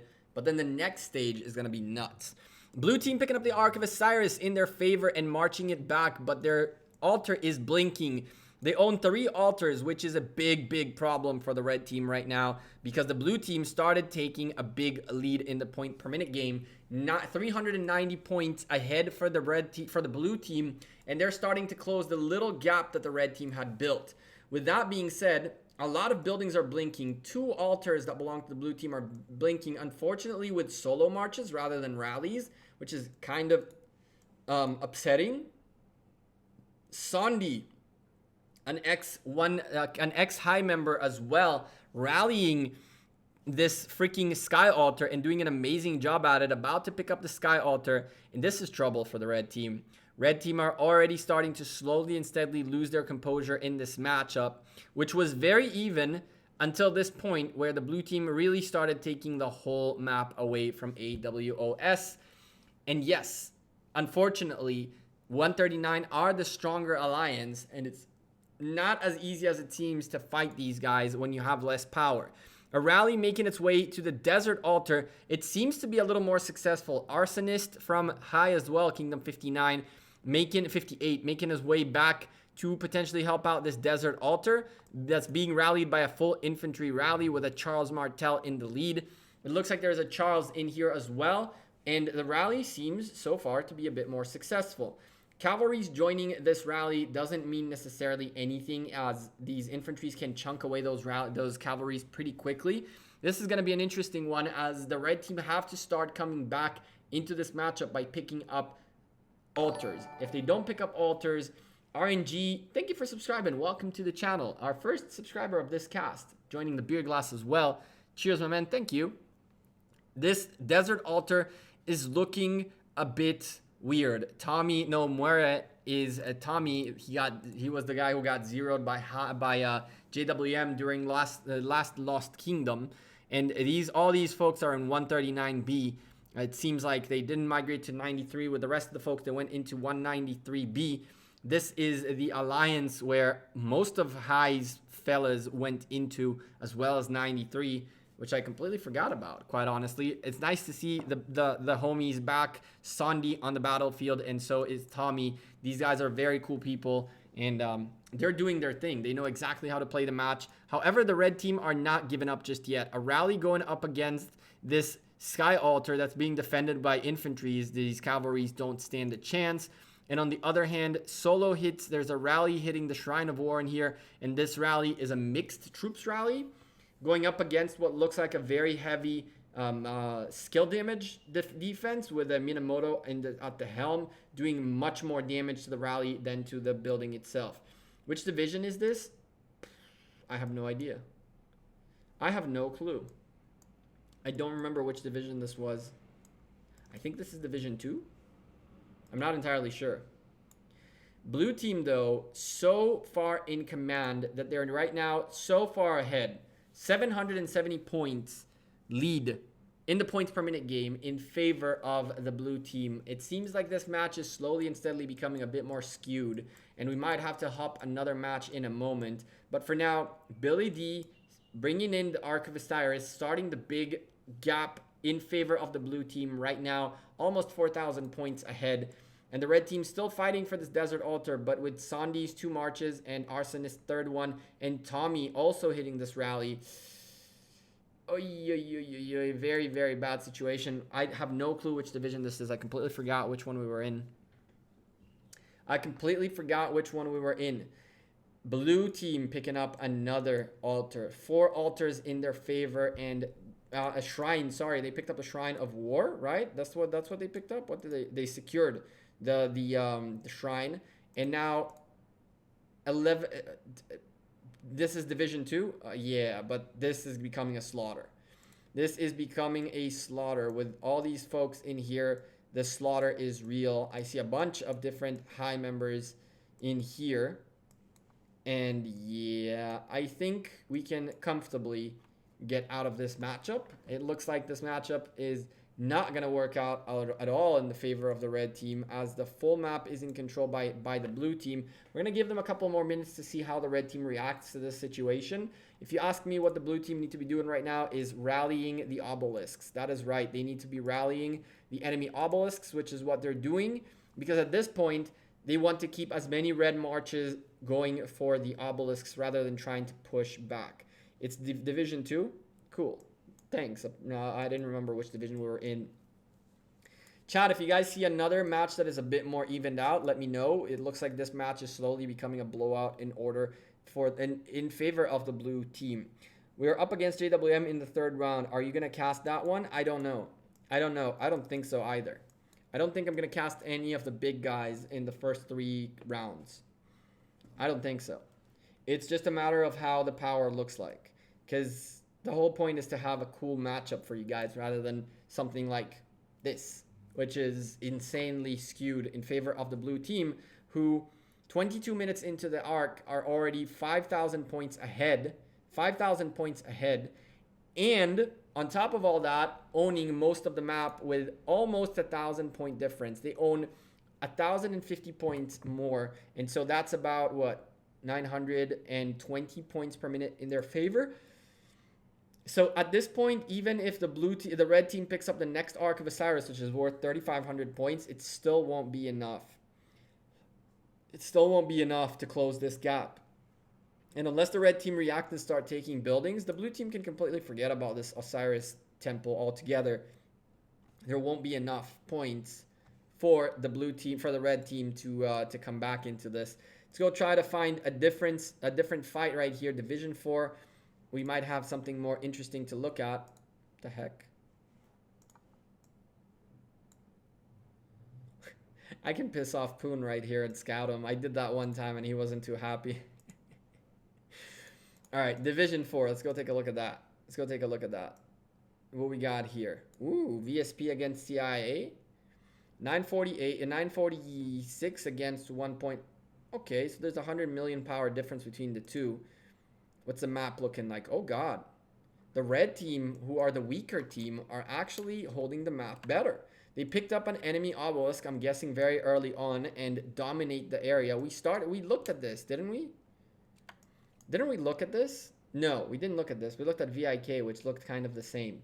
Right now, with all this presence, the blue team cannot really do much against this obelisk. Even if they take the obelisk back, there's so much presence by the red team nearby to retaliate against this that it might not be the best idea to try to take this. How do you get out of this situation as the blue team? The blue team has to understand that the map is a little bit it's a mirrored map, but it's not only a mirrored map when it comes to this line right here. The map is also fairly mirrored when it comes to this line right here. And so when you lost an obelisk that is on your side to the red team right here, a good reaction by the blue team is to potentially decide, listen, we're going to forget about this line and we're going to work this line out. We want to get this, we want to get this, we want to get this, and we want to get this. And now let's work on this axis rather than on that axis. Why am I saying this? Because usually what ends up happening is, as you can see, the red team ported forward towards their enemy's side. But if you go take a look in here, I believe we'll see a smaller presence, but a smaller presence than we see in here. And so potentially for the blue team, sending solo marches and a rally in this direction might be a better idea. On the other hand, they're still holding on to 2 altars, which is critical. They have to hold on to altars to keep their point per minute game in some shape or form in a decent form. This building is not ticking for points for them, and they're about to lose it. And with that being said, it seems like the upset is way on its way. VPS are actually really taking a beating out of an alliance that is 100 million points weaker than them, and I would assume that has to do with the fact that the folks in here are some of these substitutes, as some people didn't make it in time. Who's against who? We're currently looking at CIA versus VPS. This match it seems a bit more interesting because the red team is actually the weaker team on the battlefield. But again, the blue team has plenty of time to react. They have the power to react It's just a matter of finding a good potential fight in here to see maybe a comeback in the making. The difference between the blue and the red team is only, as of right now, 280 points. And so there's still plenty of time for the blue team to come back into this. But they have to stop the bleeding right now. And just as I say that, the numbers grow to 430 points lead in the favor of the red team. The blue team really have to start picking up buildings, or else this is very much over as well. Yeah, have fun and try to get those 10k points against JWM. Did you get the 10 points? Did you get the 10k? I'm curious. Shrine of War taken back by the blue team, which is a good first step. But now they really have to figure out how to get points. If they focus on the Ark, which they don't seem to be focusing on, if they focus on the Ark, it could be a little bit of a relief. I'm seeing solo marches on their way here to try to get this Ark. It could give them a very small relief. Although by the time the 4 minutes pass by, the red team are already going to build a big enough gap so that even when you carry the Ark, all that's going to happen is you're going to close the gap, but still you're going to have to, the red team is going to have to figure out a way to hold on, while the blue team is really going to have to figure out how to get more points. The way they do that is by taking away buildings from the red team as quickly as possible. But unfortunately, aiming at a Shrine of Life over aiming at an altar is not the right play. You really want to stop the point per minute growth of the red team, and that's pretty much done by hitting all the altars. These altars should all be blinking right now, and that's how the blue team can get back into this. If they take away one altar from the red team, that's 150 points less, and it closes that growth of the red team a little bit. And once they pick up that altar in their favor, it'll close it even further. And once you start holding and slowing down the growth of one team, the gap that the one team is building, you start slowing down the growth. Now you can start working on closing that gap by starting to win. The way this game works is points per minute. And so every minute that passes by, you have to get more points. You have to work on getting more points. Man, I feel that rallying cities in Ark of Osiris is not painful for the aggressor. I got rallied twice and swarmed as there were no dead troops who were getting equal severely wounded. It's an even winning. It really depends. It really depends. Nice official. Thank you for subscribing. Welcome to the channel. I didn't see the thing pop up on the screen. Chat, did it pop up on the screen, the subscription? I hope it did. It should. There it is. Bam. Perfect. And so, am I a tier 5 player, or are you talking to D? You're talking to D, not to me.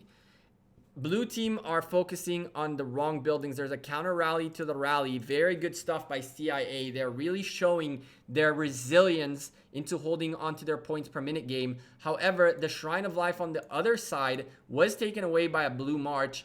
And even though he might not be able to hold, the fact that he slowed down the point per minute gain on the red team is everything they need to get done.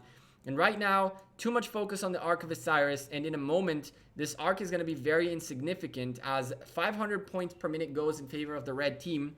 By the time this Ark is going to be delivered, if the pace stays like this, the red team are going to pick up a good 2,000 to 3,000 points. And so the blue team will be able to close the gap, yes, but the growth is still going to work in the favor of the red team. This is now when the blue team have to figure out how they are closing the gain by the red team. The red team's thing is we have a gap of about 2,000, almost 1,500 points worth of a lead, and you guys are not able to close the gap. We're going faster and faster than you can get to us. What the blue team are now saying is, okay, we're going to take the Ark and close that a little bit, but at the same time when that is being done, the red team are going to start going away more and more and more and more, and so there is a point here to be made that yes, you do want to close that gap, but it's more critical to not send a rally that is swarmed by cities by marches into a desert altar, but rather have all altars being attacked at the same time. When you attack all the altars at the same time, you're now dividing the attention of the opposition. What the blue team is doing wrong is going building by building at a time. And so red team focuses here, then focuses here, then focuses there, then focuses here, and focuses here. But when there are 4 buildings blinking, everybody goes, wait, what about this? What about that? What about this? What about that? And most of the time, 3 or 4 will fall because of just lack of synchronization on which priority is higher. We're seeing rallies being sent out, but this guy is actually battling a city. There is a rally battling a city, which gives absolutely no value in terms of Ark of Osiris. So VPS seem to have lost a little bit of focus on this match because losing troops to hitting a city is absolutely pointless, especially when this rally should be aimed at the obelisk, at the altars, at the shrines. This is very individualistic, I guess. This is not a team play. This does not make you win an Ark of Osiris. 7 rallies up, and we're looking now at more rallies in favor of the blue team. They have rallies coming out of their hometown, unfortunately. Another one aimed at an obelisk that is well protected. Another one aimed at an obelisk that is well protected. 2 little rallies on the desert altars and shrines. Only 2 of them in here. I would have preferred to see 4 rallies going onto 4 buildings rather than all these folks going against the obelisks and things like that. Now, the Ark of Osiris is in the blue team's hand, and it is marching backwards into their home. But as we explained earlier, there's a 3,000 point, almost 2,500 point gap between the 2 teams, and this Ark is worth 3,500 points. It's going to take it, if it marches all the way just by itself, all the way back home. Where's our timer? There's too many marches in here. We can't see the timer. Oh, God. This march should take about a minute-ish, even more, probably like 2 minutes to get there, which will give the blue team, who have 500 points difference in against them, it'll give the red team another 1,000 points, another 1,000 points. We're looking at 2,800 point difference. And so when this Ark is delivered, we're going to see that the difference is going to go down to only like 500 or 1,000 point difference, but still red team continuously gaining. And the worst part for the blue team is the red team is swarming the only altar belonging to the blue team. Now, if the blue team wants to win this match, this rally has to cancel and go into the sky altar, but it won't be enough. There is not enough in here. One person, one individual holding on to the most important building in the game. And BB Brad is not going to stop marching. He's not going to stop marching. He's going to go back and not care for the sky altar, which they just lost. And this is where the match, unfortunately, seems to go in favor of the red team, and blue team just completely unaware of what the heck is going on. This march should have been canceling right now and picking up this sky altar back. This rally should be canceling and picking up and going swarming or doing something to help out these altars. This going towards the obelisk means absolutely nothing. This obelisk, look at how many marches on the battlefield are right next to this obelisk, ready to chunk away at this rally.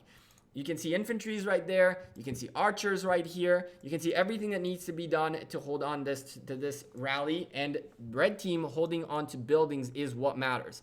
A blinking red obelisk. You have to stop hemorrhaging for free points before worrying about carrying the Ark. I agree. I completely agree.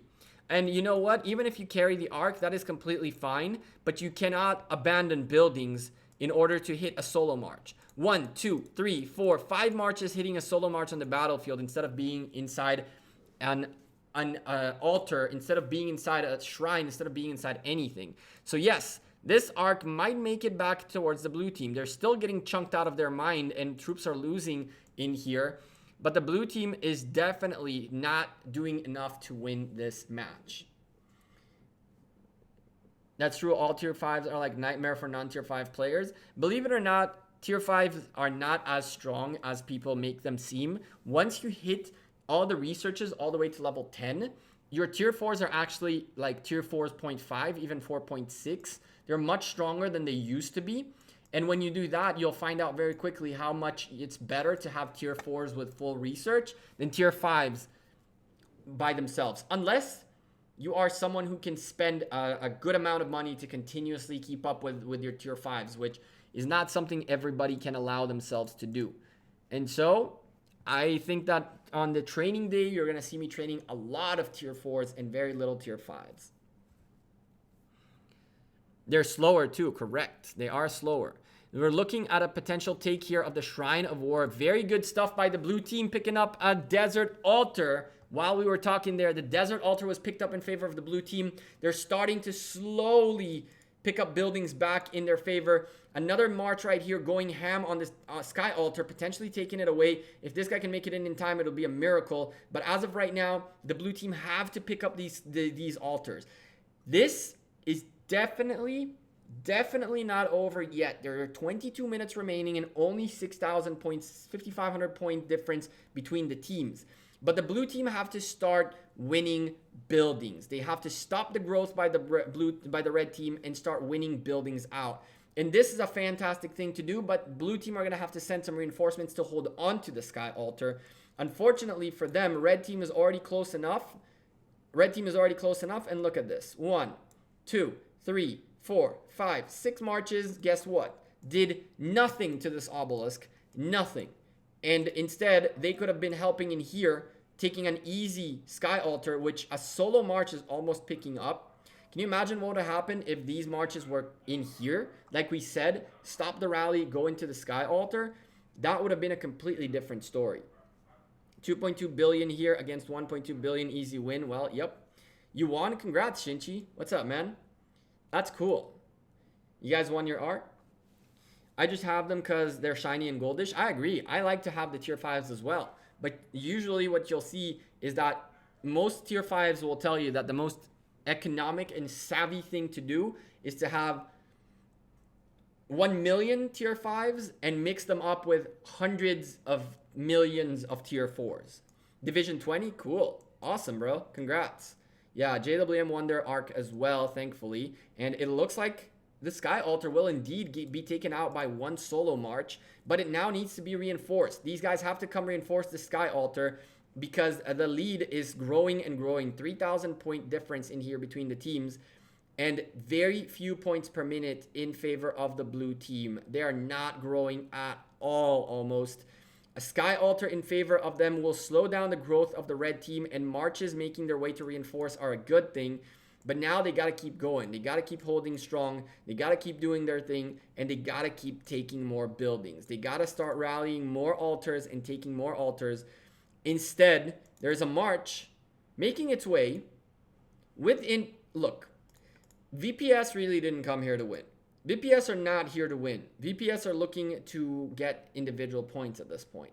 I can probably call it in favor of CIA, who are the underdog, by the way. It seems like VPS are not here to play the game. VPS are here to go hit this city. Why are you rallying a city? How many people are inside here? With sieges making things even slower. How many people are in here? How many marches are wasted in here instead of going towards buildings and towards winning the match? The clear answer to this is we want blood. We don't want to win. We want to go against Lord Zoe, and we want to take out a 23 million power player. Are you actually kidding me, VPS? Are you actually kidding me? A rally walking all this distance with sieges, with a full rally, which means 4 members probably in there, for a 23 million power city? You want to zero this city? What's it going to do? How is it going to help?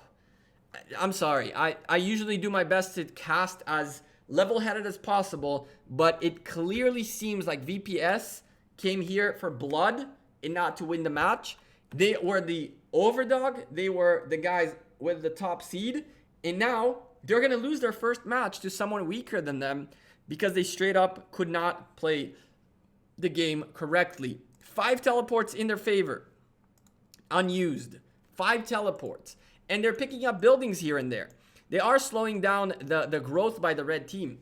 But the fact that they're focusing on cities and sending sieges into rallies is just no good. It's just not the attitude someone who wants to win a match has towards playing the game. Well-coordinated coordination is also very important in the Ark. Correct. Coordination is almost everything in the Ark. And it seems like the blue team is not caring for the match itself. They don't care for the buildings. They don't care for anything. They care for zeroing cities, which, guess what? Once you get out of the Ark, those cities are going to gain all their troops back. And so it makes absolutely no sense.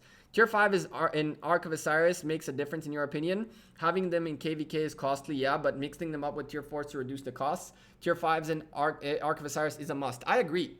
I definitely agree that you have to have enough Tier 5s to be able to participate in Ark of Osiris.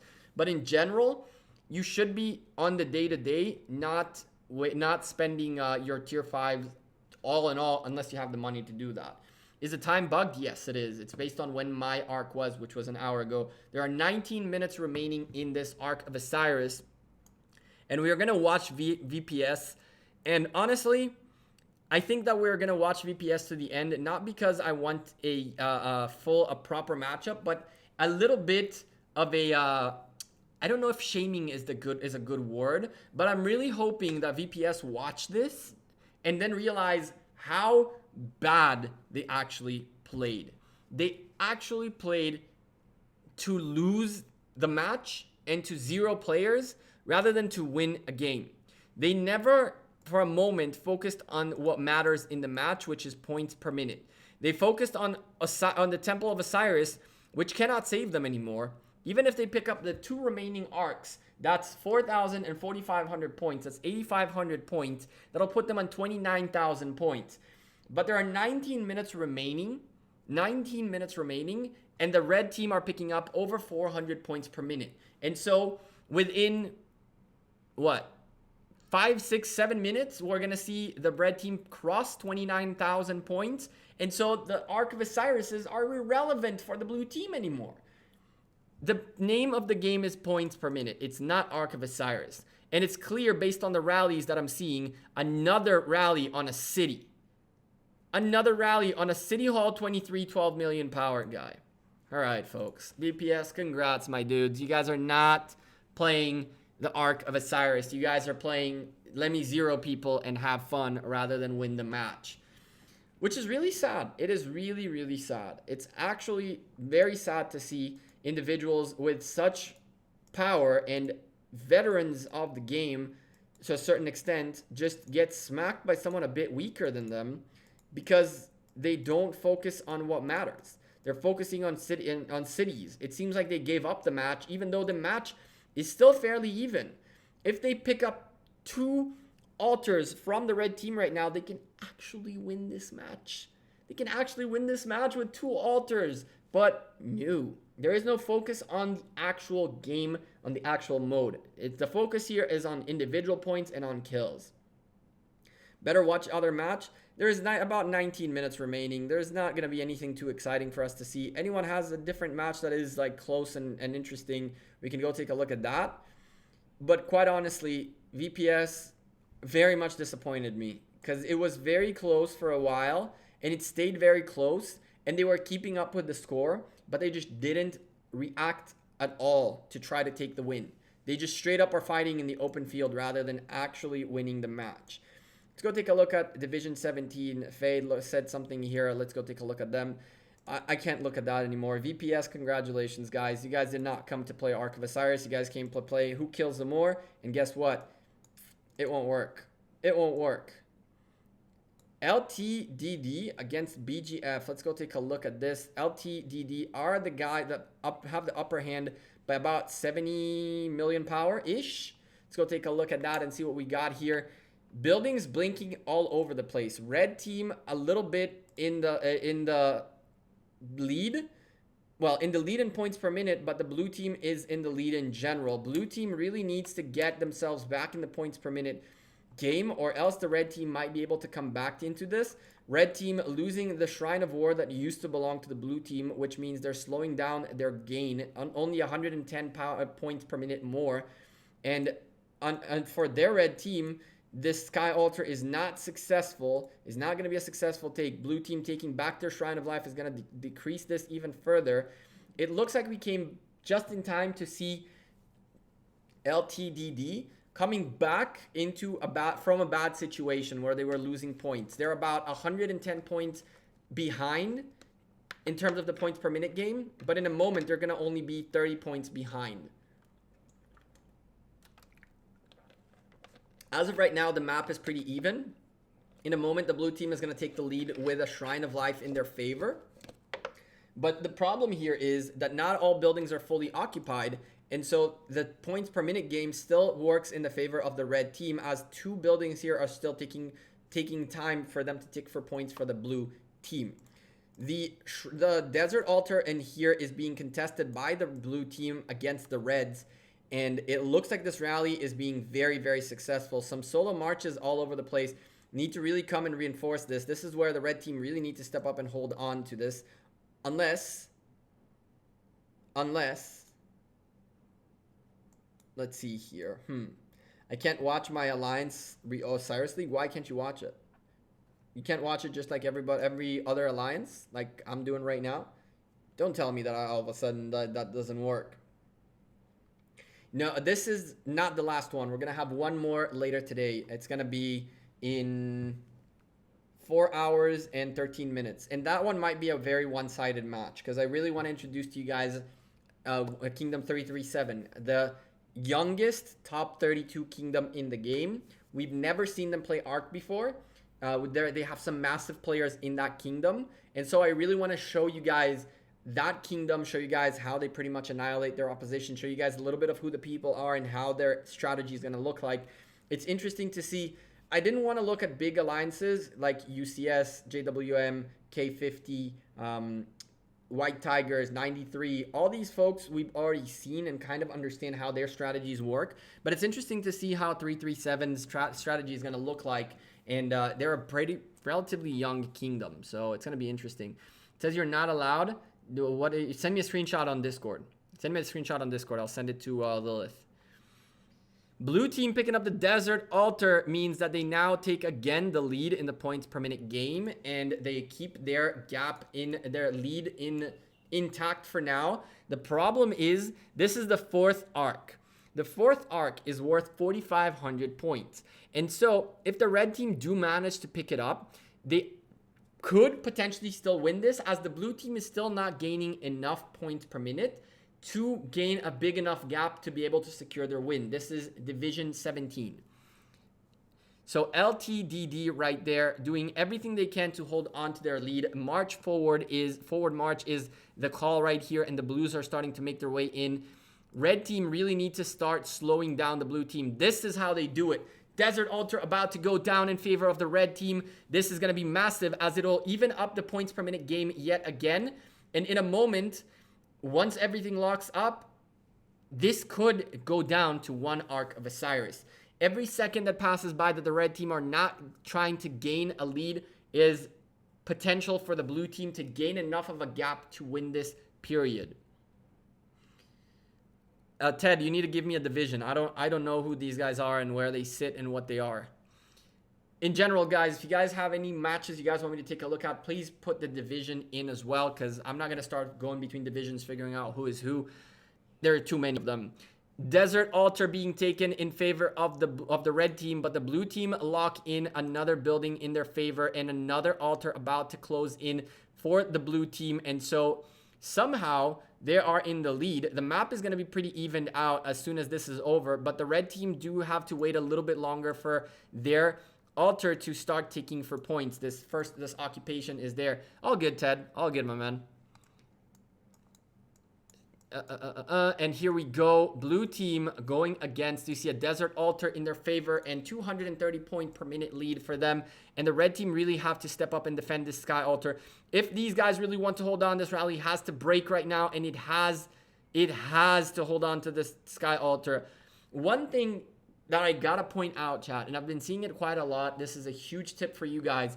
Rally leaders, keep an eye on your rallies. This rally could save this sky altar, but what he did is launched a rally and said, cool, I'm going to my other marches. If he was paying attention to this rally and he broke it up and sent people into this sky altar, the sky altar would have held. As of right now, it seems like the sky altar is not going to hold, and that could be the end for the red team, as the blue team are going to start gaining more and more points. And with that being said, again, people are popping up here trying to help out. This guy has to go into the sky altar right now. Stop fighting Poon, my dude. Fighting the rally is not the way to go. You have to hold on to the building. If the blue team take the building, you stop gaining points and the match ends. And so instead of going individual against the rally, which is you are doing damage, if this building gets taken away, you're screwed. Even if you destroyed this rally, you're screwed. It looks like this solo march might be able to potentially help out. There is a reinforcement to the rally. Come on, join the building. No? No. You're going to fight on the open field and lose the 1 point making building that you have. Big mistake right there. Red team, what are you doing? What a big mistake. W tap, my friend. Going to the sky altar, and that is that. That is that.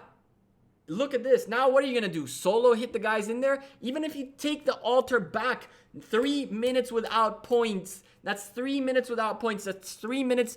The blue team is gaining a bigger gap. Guys, for the love of God, please stop fighting rallies. Join buildings. You got to join buildings. You got to stop your rallies along the way. I'm feisty. Listen, it's pissing me off. It literally aggravates me to see people make the silliest of mistakes. And the worst part is, he was here already. Like, stop fighting. Join the building. Fight from inside the building. Fight from inside the building. Why do you fight outside the building? Regardless of the fact that he's going to pick up this building back. 3 minutes without points. 3 minutes. Yes, the red team are pushing forward though. They are pushing forward. They took the lead in the points per minute game, but it could have been even bigger. It could have been even bigger if they had this altar still in their favor and didn't have to wait the 3 minutes. He had one march inside already. Took the march out and put this march in. What are you waiting for? It's as easy as that. It's as easy as that. One march out, one march in. Done. Period. Red team, though, did start taking the map back, and they are carrying the Ark of Osiris. My goodness. Even with the mistakes, they might still be able to hold on to this. Bro, a Chinese writing before your name. What is that you? Yes. All of JWM have a Chinese writing in front of their name. That is me. If I'm in Kingdom 50, I'm in Kingdom 59 too. And so right now, 10 points ahead for the red team. They closed the gap. It's about 1,000 points, and they are carrying the Ark of Osiris. This could be serious. This Ark might determine it. Ark is the key for the red team. At this point, I agree. But again, if they had held this building, they did hold this building, that was the key for them, as they could have started gaining a lead. And as long as they kept the blue team from taking the Ark, that was the win right there. That was the win right there. Oh, Ali, you sent it to me in game? Cool. So I'm in Kingdom 59. And I have Jingwu in front of my name. This is exactly what I was talking about. As long as the red team keep gaining points and closing the gap, what the blue team are now trying to do is stop the red team from taking the Ark. That one altar might be the biggest mistake they made, as, again, they are holding onto the Shrine of War quite well, and it's about to start ticking in points in their favor. The Shrine of Life is also being contested, and it looks like the Shrine of Life will fall. And so once 24 seconds pass by, the red team will get a little bit more points. But again, that one mistake right there was everything that the red team had to do to lose this match. Too much fighting happening in here. The likelihood of this Ark being delivered is very, very slim. It's very slim. With that being said, thank you, Kelvin. I appreciate you. With that being said, there are 5 minutes remaining in this Ark. With 5 minutes and 90 points ahead, it's going to be a very, very tight. It's going to be impossible to close this gap. However, if that altar was there, this would have been a crazy comeback. The one altar falling is the reason BGF might lose this match. Don't count them out just yet. They're 90 points ahead, and they're about to get another 50. So that's 240 points ahead of the blue team. And the blue team is about 1,000 points, 1,200 points ahead. This is crucial right now. 160 point difference in 5 minutes is not enough for the red team. And ladies and gentlemen, it looks like This is going to be a really tough one. They don't necessarily have the Ark. There are too many blue marches in here. They just need to keep this cloud of members to hide this Ark carrier. This Ark carrier is everything. Take some rest. I'm going to rest after this. I have 4 hours of a break between now and the next Ark. And then we're going to go crazy one more time for the week. And then we got some videos coming out this week and all that good stuff. You know what I'm talking about. This is Gekko Gaming. We never stop. We never stop. We're doing everything we can to make, first of all, Osiris League very exciting. And secondly, keep the content coming consistently. I think that one of the videos this week is going to be about the mistakes that I'm seeing happening on the battlefield. Hopefully, we'll take some footage out of this and definitely, more than certainly, talk about a few things that we're seeing happening on Osiris League and the mistakes that we're seeing happening along the way. Boy, oh boy, this Ark is on the ground, and with less than 4 minutes remaining, the red team are 190 points ahead per minute, but that is just not enough to close this gap. It is not enough. They need to get this Ark moving. Blue team picking up the Ark is trouble for the red team because they really need to start moving it out. 4 minutes remaining, and this Ark has to get picked up. It has to get picked up. People need to start losing troops by moving it slowly and steadily closer and closer. A blue march disappeared. It was that lag? Yes, it is lag.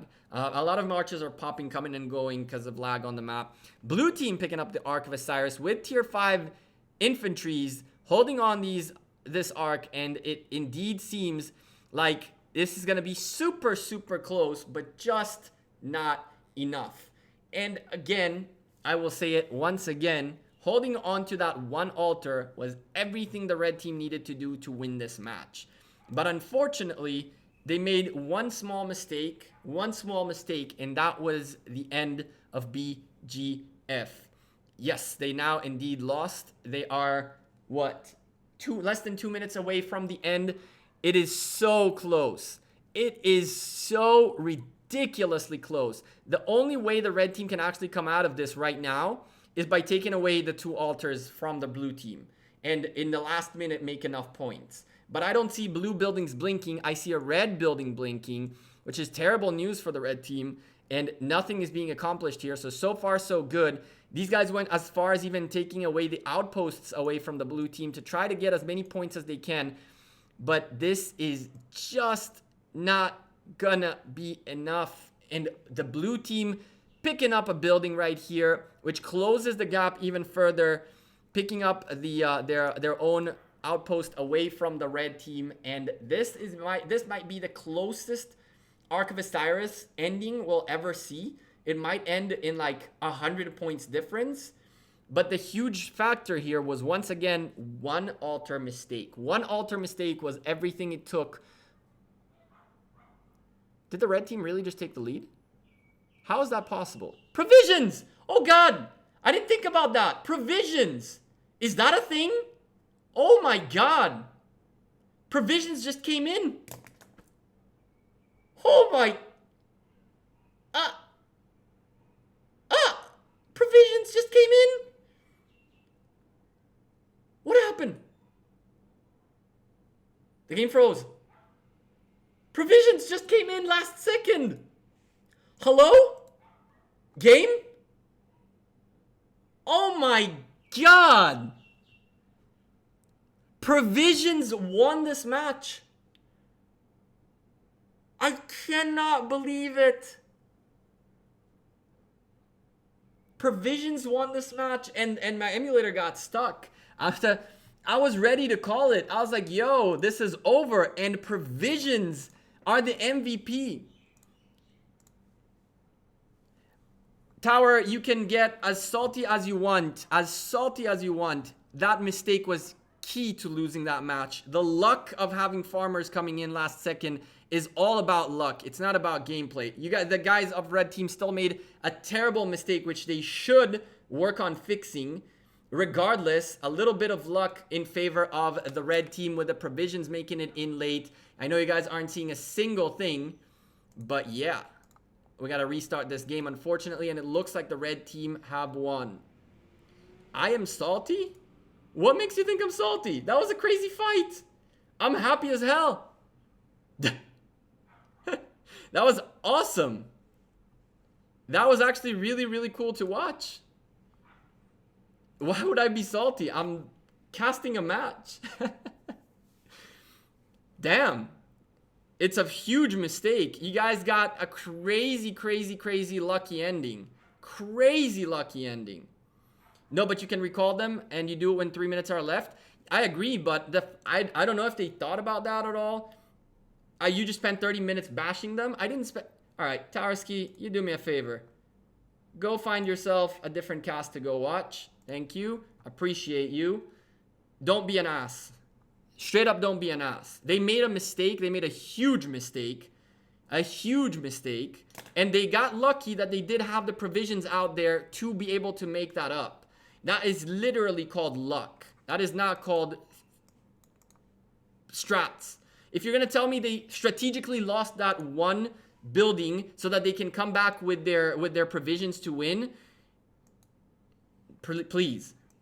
I agree. We came here to have fun with some KVK, with the Osiris League. I have a question. I will start this game and I'm interested in Spain or Byzantium. Which commander is better from the two civilizations? You probably want to take a look at, not start with either Spain or Byzantium. You might want to start with Britain and Boudica. Britain and Boudica are probably the best place to start with early on. Ali, I'll take a look at it after stream, okay? I'll take a look at it after stream. There's no point in having everybody watch this as well. Unbelievable comeback by BGF. Unbelievable. Listen, hats off to them. Hats off to BGF. I could have sworn they lost this match. The last second provisioning. The last second provisioning is what won this match. Unbelievable. That is actually nuts. That is probably the best Ark of Osiris I ever casted. Hands down. I could have sworn they're losing this. I could have sworn that one mistake cost them the match. And they had provisions in the bag coming back, and you kind of got to time it, right? You got to send your marches back. Hopefully the provisions make it in time. You got to know how far away your provisions are from your city. It was insane. It was insane. Honestly, big shout out to BGF. That was nuts.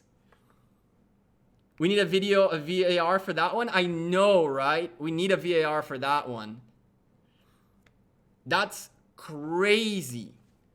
I'm really curious if they were like in their chat going, listen, we gotta dig into this a little bit, chat. We gotta dig into this a little bit.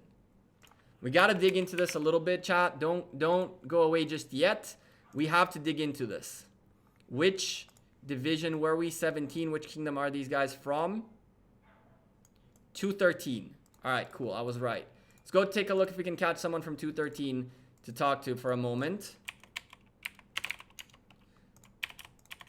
Unbelievable. Unbelievable. This is unreal. I'm actually hyped as hell that they actually got the clutch. That is the craziest clutch I've seen in Ark of Osiris in a long time. Where are these guys? Are they the leading alliance in here? No. Don't tell me these guys are from VSP's alliance, VST. Oh, God. Where are they? Where are they? Where are they? Where are they? Where are they? This is actually nuts. Here they are. Here they are. Oh, my goodness. Oh, my goodness. I hate that I can't click on him to message him. Who did we see on the battlefield? A worthy noob. Da, da, da, da, da, da. Who did we see on the battlefield? Listen, I'm going to message every single R4 right now.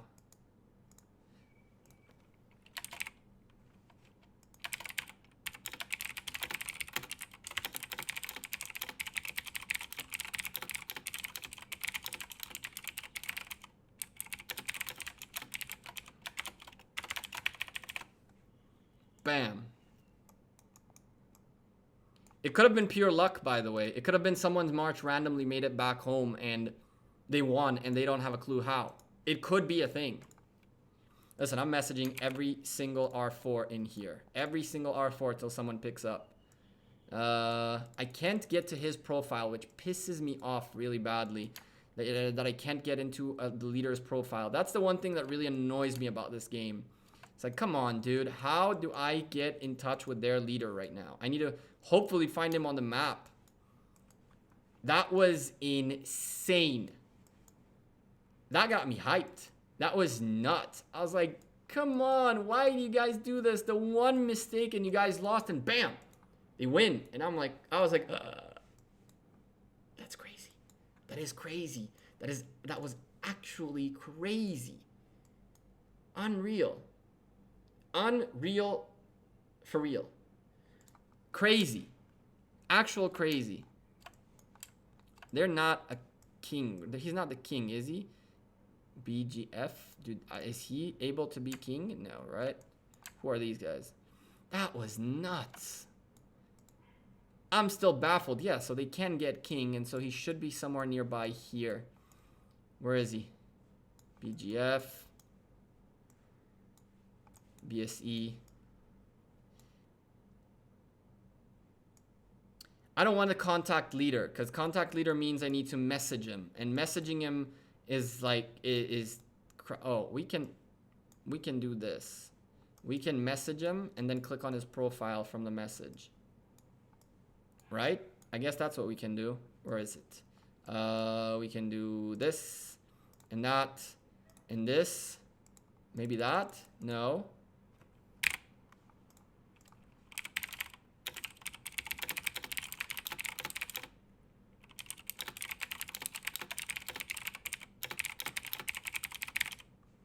We do that, we do this. And then I can go in here, in there, and do that. Bam.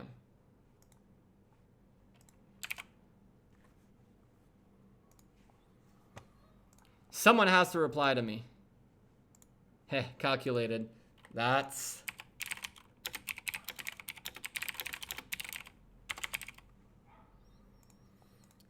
I was sitting, I casted you guys, and you, let me move the mic out of here, and you lost a sky altar, which was a huge mistake. I bashed the life out of you guys for losing that freaking altar, and you clutched it. I was so hyped. Still am. GG. That's awesome. That's really cool. I was yelling at people to pull farmers out with 2 minutes left. That's crazy. That is so insane. Let me send to him the same message. Just so they don't... That.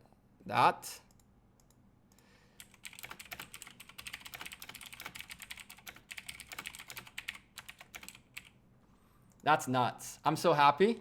I'm so happy that that was calculated. That's actually very cool. That's actually very cool. That's so cool that they're like, yo, get those provisions out. We need points. That is so cool. I love it. Listen, I love it. That was so dope. An arc like that is what I want. That gets my blood rushing. I know. Look at me. I'm all over the place. I was already done with, and then that happened, and I'm like, nuts. Crazy arc. What a crazy arc. Good job by BGF, honestly. They said they called out everybody to pull their provisions back. Major GGs. That came in like what, 2 seconds, 5 seconds before the match ended.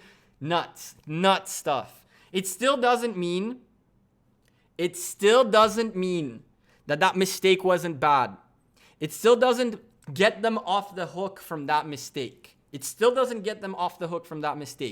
they shouldn't have gotten to that situation. They had everything in control with that one mistake that was crucial. They did figure out how to circumvent that mistake and think on their feet last moment. And that's massive credit for BGF, but it doesn't excuse them from making that mistake. And I'm still bashing them for making it. Sorry, it is what it is. Stop fighting the goddamn rally. Get in the building. Anyway, chat, I'm gonna head out of here. Take a quick break. Our next cast should be in 3 hours and 50 minutes. In 3 hours and 50 minutes, we should have a freaking cast, the last one of the day of the week. Thank you guys very much for being here. Before you leave, hit the like on the stream. I really appreciate that. It helps out quite a lot. I do think Soldier Matrix that they did a fantastic job for that last moment. Big shout out to Edward, one of our members here. Sorry, your arc wasn't that fun to spectate. We started spectating it, but you guys were just running them over.